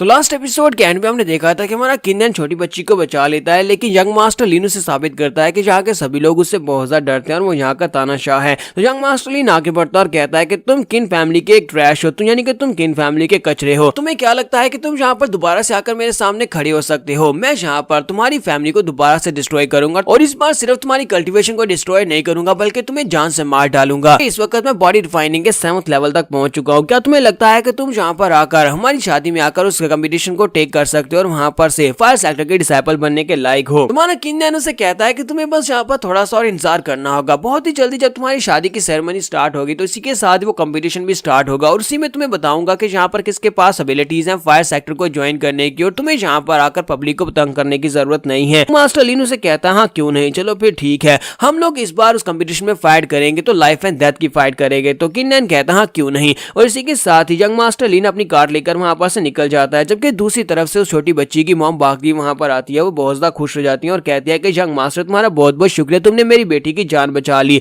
तुम्हारा किन्नैन उसे कहता है कोई बात नहीं, लेकिन अगली बार जब यहाँ पर तुम्हें दिखाई दे कि लिन फैमिली के लोग हैं तो सड़क से दूर रहना, क्योंकि ये बहुत ज्यादा घटिया लोग हैं। और ये बात सुनने के बाद सभी लोग हमारे किन्नैन की तारीफें कर रहे होते हैं और कहते हैं जरा देखो तो ये किन फैमिली का यंग मास्टर है, किन फैमिली का यंग मास्टर किन्नैन है। ये बहुत ज्यादा प्रेस्टिजियस और बहुत ज्यादा इज्जतदार और बहुत ज्यादा खास है, यहाँ पर लोगों की मदद करता है। जबकि दूसरी तरफ से लिन फैमिली के लोग हैं जो बहुत ज्यादा घटिया और कमीने हैं, उनकी सोच बहुत ज्यादा बुरी है। तो नेक्स्ट सीन हमें उस जगह का दिखाया जाता है जहां पर शादी की सेरेमनी होने वाली है। तो वहां पर सभी लोग आकर जमा होते हैं, जबकि फायर सेक्टर के दोनों एल्डर्स भी वहां पर आ चुके होते हैं। हान बुक और उसके साथ दूसरी तरफ से एक और एल्डर होता है जिसका नाम लूजी होता है। तो दोनों वहां पर चेयर के ऊपर आकर बैठे होते हैं और सब कुछ देख रहे होते हैं। तो यही पर सिटी लॉर्ड और उनकी बेटी प्रिंसेस निंग भी बैठे होते हैं। तो सिटी लॉर्ड कहते हैं कि ये हमारे लिए बहुत ही बड़ी ऑनर की बात है कि फायर सेक्टर के से 2 एल्डर्स यहाँ पर आए हैं और हमारे से सब कुछ देखने वाले हैं। मुझे ये बताएं कि आप इस बार हमारे सेक्टर में से सॉरी हमारे स्वर्ड सिटी से कितने ज्यादा डिसाइपल्स को चूज करने वाले हैं? हान बुकू से कहते हैं कि हम लोग सिर्फ और सिर्फ एक ही डिसाइपल को चूज करने वाले हैं। तो लूजी कहता है कि हाँ हमारे पास सिर्फ और सिर्फ एक ही डिसाइपल के लिए जगह है, तुम लोग जरा जल्दी करो ना, क्योंकि मेरे पास इतना टाइम नहीं है कि तुम्हारे जैसे लोली मॉडल के साथ यहाँ पर खेल सकूं। मुझे बस यहाँ पर कंपटीशन दिखाओ ताकि हम लोग स्टूडेंट को सिलेक्ट करें और यहाँ से चले जाएं।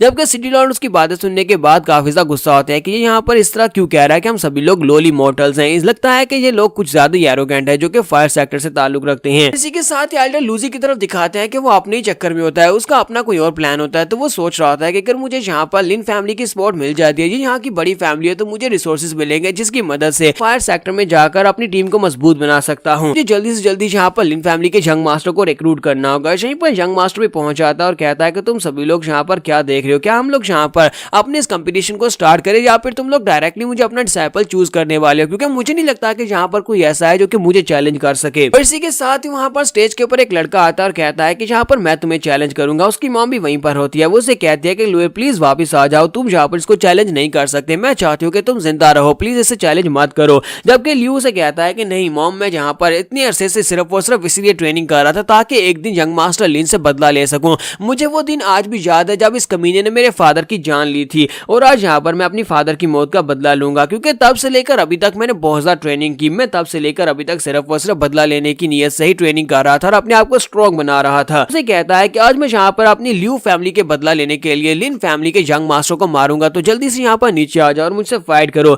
जबकि उसकी मॉम उसे कहती है कि ल्यू प्लीज ऐसा मत करो, प्लीज ऐसा मत करो, वापस आ जाओ। लेकिन वो अपनी मॉम की बात नहीं सुन रहा था। तो ल्यू कहता है कि यंग मास्टर लिन यहाँ पर आ जाओ, अब तुम यहाँ पर मेरे हाथ से मरोगे। लिन किनफेंग उसे कहता है कि तुम तो मार्शल आर्ट्स के यानी बॉडी रिफाइनिंग के 3rd लेवल पर, और तुम्हें क्या लगता है कि तुम यहाँ पर इस लायक हो कि तुम मेरे सामने खड़े भी हो सको? मुझे लगता है कि तुमने यहाँ पर अपने बचपन से लेकर अभी तक जो ट्रेनिंग किया उसका कोई फायदा नहीं हुआ, इसलिए अभी यहाँ से दफा हो जाओ, तुम्हारे पास एक मौका है, क्योंकि दोबारा तुम्हें ये मौका नहीं मिलेगा। अपनी मॉम के पास जाओ, जाकर उसके पल्लू में छुप जाओ, क्योंकि मैं तुम्हारे जैसे घटिया गरीब इंसान को मारकर अपनी तलवार को गंदा नहीं करना चाहता। जबकि लियू से कहता है कि बकवास बंद करो, चुपचाप यहाँ पर आ जाओ, अगर तुम्हें फाइट करनी है तो मर्दों की तरह आकर फाइट करो, यहाँ पर बकवास ना करो। इसके साथ ही वो ऊपर जंप करते हुए चला जाता है ताकि जाकर यंग मास्टर लिन के ऊपर अटैक कर सके। जब वो ऊपर चला जाता है तो इसी के साथ ही यंग मास्टर लिन अपनी तलवार निकालता है और उसे कहता है कि मुझे लगता है कि मुझे यहाँ पर तुम्हारे ऊपर तरस आ रहा है कि पहले तुम्हारा फादर यहाँ पर मारा गया और उसके बाद अब तुम यहाँ पर मरने वाले हो। तुम्हें क्या लगता है कि इतनी घटिया मार्शल आर्ट्स की टेक्निक के साथ जो कि बहुत ज्यादा लो लेवल की है, तुम यहाँ पर यंग मास्टर लिन को मार सकते हो जो कि बॉडी रिफाइनिंग के 7th लेवल तक पहुंच चुका है। इसके साथ ही लियू को भी समझ आ जाती है कि वो उसके सामने कुछ नहीं कर पाएगा और इसी के साथ ही यंग मास्टर लिन की तलवार उसकी बॉडी के आर पार हो जाती है। यंग मास्टर लिन उस लड़के को मार देता है और उसे कहता है कि गंदे घटिया इंसान कहीं कि मैंने कहा था कि मेरी तलवार तुम्हारे खून से गंदी हो जाएगी,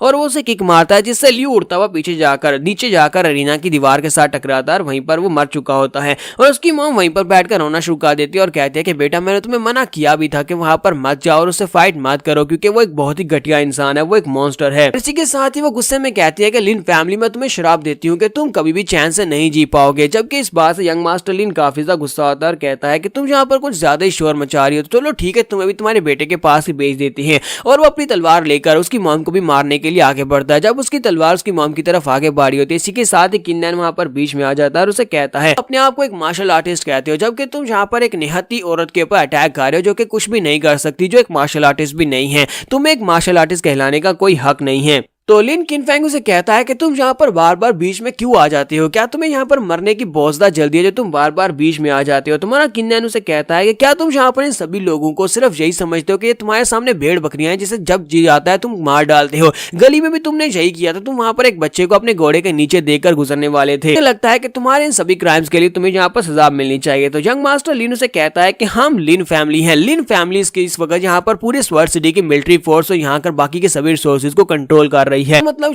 कि इन सभी गांव वालों की जिंदगी हमारे सामने भेड़ बकरियों जैसी ही है, जब चाहे हम लोग इनमें से जिसको चाहे मार सकते हैं। तो वो सभी लोग भी उसकी बात सुनने के बाद बहुत ज्यादा गुस्सा आ रहे होते हैं। लिन फैमिली का यंग मास्टर यहाँ पर जो बातें कर रहा था वो किसी को पसंद नहीं आ रही होती। और इसी के साथ यंग मास्टर लिन अपनी तलवार की टेक्निक को यूज करता है, वहां पर एक स्पेशल टेक्निक को यूज करते हुए अपनी तलवार को सामने की तरफ फेंक देता है। उस टेक्निक के साथ वो बेचारी उस औरत को भी मार देता है। तो हमारा किन्नन यहाँ पर इस बार उस बेचारी को बचा नहीं पाता, वो तलवार जाकर उसकी बॉडी के अंदर धंस जाती है और वो औरत वहीं पर गिरकर मर जाती है। तुम्हारा किन्नन बहुत ज्यादा गुस्सा आता है, कहता है कि तुम तो एक जानवर से भी ज्यादा बुरे हो, तुम्हारी हिम्मत कैसे हुई यहाँ पर इस बेचारी औरत को मारने की। और बाकी के सभी लोग यानी स्वर्ड सिटी के जो आम लोग होते हैं वो सभी लोग भी अब यहाँ पर लिन फैमिली के यंग मास्टर के खिलाफ हो जाते हैं। वो किन्नन से कहते हैं प्लीज मास्टर किन इसको मार डालो, इसको मार डालो। यंग मास्टर लिन उनकी बातें सुनने के बाद कहता है देखो जरा यहाँ पर हो क्या रहा है, सभी कचरे यहाँ पर आपस में मिल गए हैं, ये सारे के सारे कचरे चाहते हैं कि वो यहाँ के सिटी लॉर्ड को मार डाले, यानी कि मुझे मार डाले। हमारा किन्नन उसे कहता है कि बकवास बंद करो, जहाँ पर फाइट करो, देखते हैं कि तुम मेरा मुकाबला कैसे कर सकते हो। और इसी के साथ ही वो अपनी तलवारबाजी की टेक्निक को यूज करते हुए उसकी तरफ अटैक करने के लिए आगे बढ़ता है। वो अपनी तलवार को सामने की तरफ स्टैब करता है। तो पहले जहां पर यंग मास्टर लिन काफी ज्यादा हंस रहा था, इसी के साथ ही वो पीछे की तरफ हटता है और काफी हैरान होता है और उसे कहता है कि तुम्हारी तलवारबाजी तो पहले से काफी ज्यादा बेहतर हो गई है, लास्ट टाइम जब मैंने तुम्हें अबॉलिश किया था उसके बाद से तुम काफी ज्यादा बेहतर हो गए हो।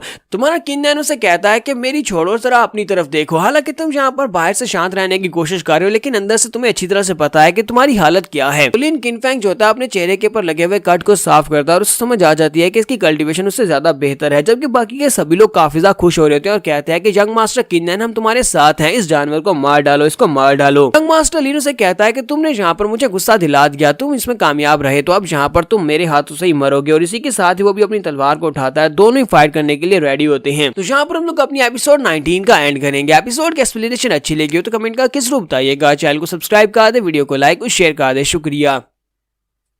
तो लास्ट एपिसोड के एंड में वो कंपटीशन स्टार्ट हो चुका है, जिस कंपटीशन का आप सभी लोगों को इंतजार था। तो एक तरफ से यंग मास्टर किन्नन होता है, दूसरी तरफ से लिन होता है। तो यंग मास्टर लिन जो होता है अपनी तलवार को उठाता है और एक स्पेशल टेक्निक जिसका नाम जिंग जान जुई होता है तो उस टेक्निक को यूज करने लगा। जबकि उसके फादर काफी ज्यादा खुश हो जाते हैं और कहते हैं मेरे बेटे ने स्पेशल टेक्निक के सेकंड मूव को भी मास्टर कर लिया हुआ है, ये हमारी फैमिली की एक सीक्रेट टेक्निक है जिसको अभी तक कोई भी नहीं हरा पाया। जबकि दूसरी तरफ से सिटी लॉर्ड कहते हैं कि मुझे लगता है कि लिन ने यहाँ पर जो स्पेशल टेक्निक को यूज किया उसके सामने किन्नन ज्यादा देर तक टिक नहीं पाएगा। अगर यहाँ पर इसकी टेक्निक से जान से नहीं मरता तो मुझे लगता है कि वो कम से कम बहुत ही बुरी तरह से जख्मी होने वाला है। और दूसरी तरफ से हान बुको को भी दिखाते हैं कि हान बुको यहाँ पर हमारे किन्नैन के लिए चीयर कर रही होती है। वो चिल्लाकर हमारे किन्नैन से कहते हैं कि जल्दी से छुप जाओ क्योंकि तुम यहाँ पर उसके अटैक से डायरेक्टली हिट होने वाले हो। जबकि हमारा किन्नैन से कहता है कि मिस बुको यहाँ पर ये मेरा स्टाइल नहीं है कि मैं छुप जाऊं, मैं यहाँ डायरेक्टली फाइट करूंगा। और हमारा किन्नैन डायरेक्टली उसके ऊपर चार्ज करने के लिए आगे बढ़ता है। मास्टर लूटाई भी यहाँ पर फाइट देखने के लिए आए होते हैं। तो मास्टर लूटाई कहते हैं कि ये किन्नैन कर क्या रहा है, ये मास्टर किन्नैन डायरेक्टली अटैक करने के लिए क्यों आगे बढ़ रहा है। तुम्हारा किन्नैन जब उसके तरफ अटैक करने के लिए आगे बढ़ता है, इसी के साथ ही वो शूरा ब्लड लाइन की टेक्निक को यूज करता है। जब वो शूरा की स्वॉर्डमैन टेक्निक को यूज करता है तो वहां पर से नीचे से काफी सारे पत्थर उड़ते हैं और इसी के साथ उसकी टेक्निक रिलीज होती है।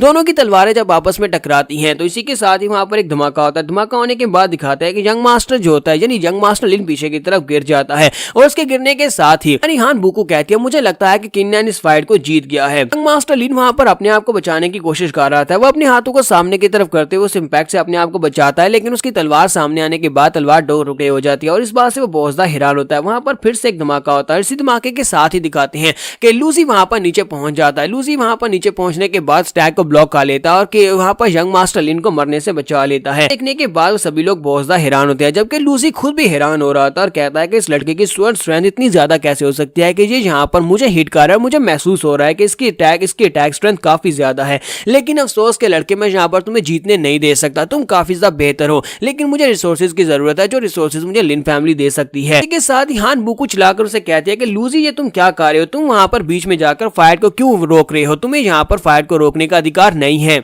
तो लूसी इसी के साथ ही अपने पास एक पिल निकालता है। वो पिल वहीं पर खड़े खड़े वो यंग मास्टर लिन के हाथ में पकड़ा देता है और उसे कहता है कि इस पिल को खा लो, इससे तुम्हारी एनर्जी बहुत ज्यादा बढ़ जाएगी और साथ ही इस लड़के को मार डालो। और वो पिल देने के बाद वहां पर से बाहर आ जाता है और कहता है कि प्लीज मुझे माफ करना, मुझे लगा कि वहां पर वो अटैक में उस लड़के को मार डालेगा। वो लड़का काफी ज्यादा स्पेशल है तो इसी वजह से मैं वहां पर बीच में चला गया, प्लीज मुझे माफ कर देना। चलो ठीक है, तुम लोग फाइट को कंटिन्यू कर सकते हो। तो हान बुको से कहते हैं कि दोबारा इस तरह का काम मत करना क्योंकि ये लाइफ एंड डेथ का मैच है, जहां पर अगर एक मरेगा तभी तो हमें एक डिसाइपल जिसे हम लोग अपने साथ फायर सेक्टर में लेकर जा सकते हैं। इसी के साथ ही वहां पर दिखाते हैं कि यंग मास्टर लिन उस पिल को खाने के बाद उसकी बॉडी के अंदर जबरदस्त एनर्जी निकलती है क्योंकि वो पिल जो होती है बहुत ज्यादा स्पेशल होती है। किन्नैन कहता है कि ये कैसे हो सकता है, ये तो फैंजी गुई डी डैन है, यानी कि एक स्पेशल पिल है जिसकी मदद से कोई भी यहाँ पर स्पिरिट्स की पावर को हासिल कर सकता है। ये वाली जो पिल है ये यहाँ पर स्वर्ड सिटी की नहीं है, यानी कि हमारी स्वर्ड सिटी में कोई भी ऐसा नहीं है जो कि इस पिल को बना सकता हो। तो फिर ये पिल आई कहाँ से होगी। बुको कहती है कि लूसी ये तुमने क्या कर दिया, क्या तुम ये पिल उसको देकर आए हो, आज तुम ऐसा कैसे कर सकते हो, अचानक से तुमने उसे क्या दिया जिसकी वजह से उसकी एनर्जी इतनी ज्यादा बढ़ गई है।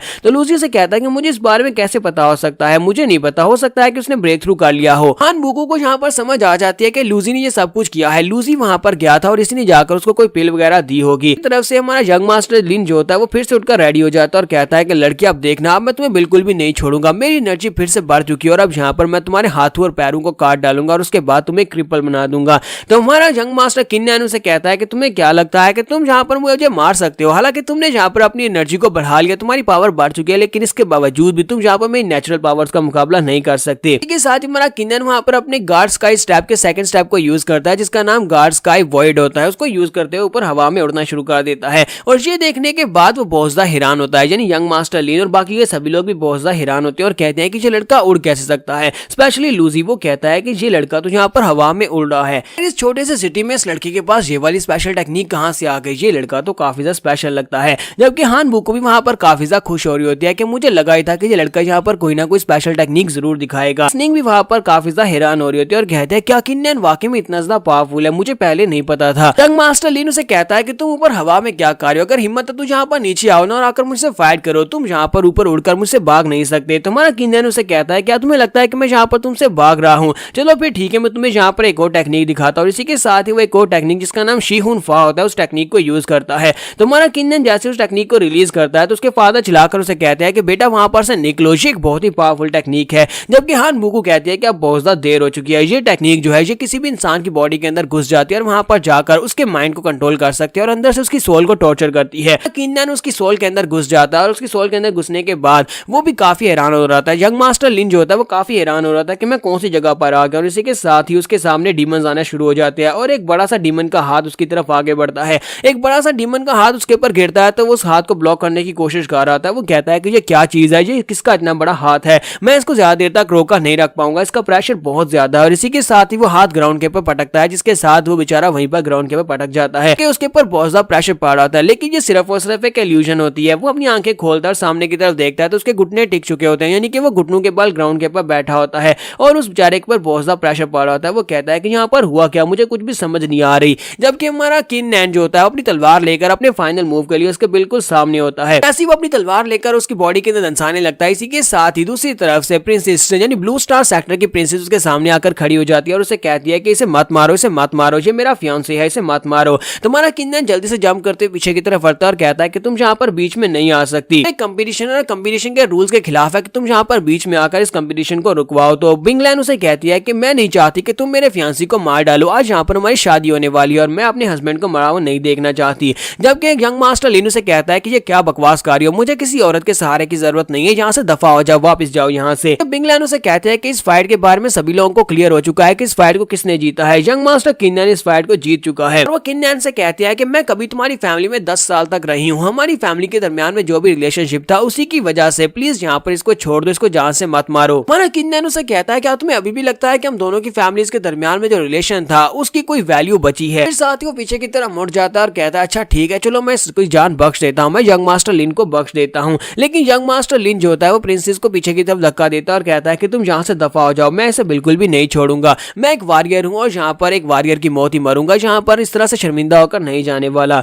और इसी के साथ ही वो फिर से हमारे किन नैन के ऊपर अटैक करने के लिए आगे बढ़ता है। जबकि हमारा किन नैन पीछे की तरफ घूमता अपने हाथ को घुमाते हुए उसे एक थप्पड़ मारता है, जिससे उड़ता हुआ पीछे जाकर दीवार के साथ जाकर पटकता है, काफी बुरी हालत में जख्मी हो जाता है। और बिंगलैन भागती हुई उसकी तरफ आगे बढ़ती है और कहती है किनफैंग क्या तुम ठीक हो। वो भागती हुई उसकी तरफ आगे बढ़ी होती है। दूसरी तरफ से हमारा किन नैन जो होता है वो कहता है कि इस लड़के को जिंदा नहीं छोड़ा जा सकता क्योंकि ये एक सांप की तरह है और कभी ना कभी तो मुझे डसने के लिए वापस जरूर आएगा, तो आज यहाँ पर इसको खत्म ही कर देते हैं। और हमारा किन नैन अपनी तलवार उठाता है और उसकी बॉडी के अंदर स्टैब कर देता है। लेकिन असल में वो तलवार उसकी बॉडी के अंदर स्टैब नहीं हुई होती, बल्कि उसने बिंगलैन को सामने की तरफ कर दिया होता है। ब्लू स्टार सेक्टर की अपनी होने वाली वाइफ को उसने सामने कर दिया होता है और उसे कहता है कि तुम यहाँ पर मुझे बचाना चाहती थी ना, तो अब यहाँ पर मुझे बचाओ क्योंकि यही तुम्हारे लिए सबसे बेस्ट है। तुम मुझसे प्यार करती हो तो फिर तुम्हें यहाँ पर मेरे लिए अपनी जान भी तो देनी चाहिए। किन नैन अपनी तलवार को जल्दी से पीछे की तरफ खींचता है और इसी के साथ ही बिंगलैन वहीं पर नीचे गिरती है और वहीं पर गिरकर मर जाती है। तुम्हारा किन नैन उसे कहता है कि ये क्या, तुम बहुत ही घटिया इंसान हो, तुमने यहाँ पर अपनी फियांसी को मरवा डाला, हालांकि वो तुम्हें यहाँ पर बचाने के लिए सब कुछ कर रही थी, वो बेचारी तुम्हें बचाने के लिए यहाँ पर बीच में आई थी, लेकिन तुमने खुद ही उसे मरवा दिया। यंग मास्टर लिन उसे कहता है कि मैंने तुम्हें पहले ही कहा था कि ये सभी लोग सिर्फ और सिर्फ मेरे लिए मोहरे की तरह है, यानी कि इन सभी लोगों को यूज करूंगा और जिस तरह इन गाँव के लोगों की मेरे सामने कोई वैल्यू नहीं है, इसी तरह इस लड़की की मेरे सामने कोई वैल्यू नहीं है। यहाँ पर जो गाँव वाले होते हैं आप वो और भी ज्यादा गुस्सा हो जाते हैं और कहते हैं कि इस लड़के को छोड़ने की कोई वजह नहीं है, इसको मार डालो, प्लीज इस मॉन्स्टर को मार डालो। यहाँ पर हम लोग अपनी एपिसोड 20 का एंड करेंगे और नेक्स्ट एपिसोड में देखेंगे कि हमारा किन नैन इसको मार डालेगा और उसके बाद क्या होगा, क्या हमारे किन नैन को फायर सेक्टर का डिसाइपल मान लिया जाएगा या नहीं। एपिसोड की एक्सप्लेनेशन अच्छी लगी हो तो कमेंट का किस रूप बताइएगा, चैनल को सब्सक्राइब कर दे, वीडियो को लाइक और शेयर कर दे। शुक्रिया।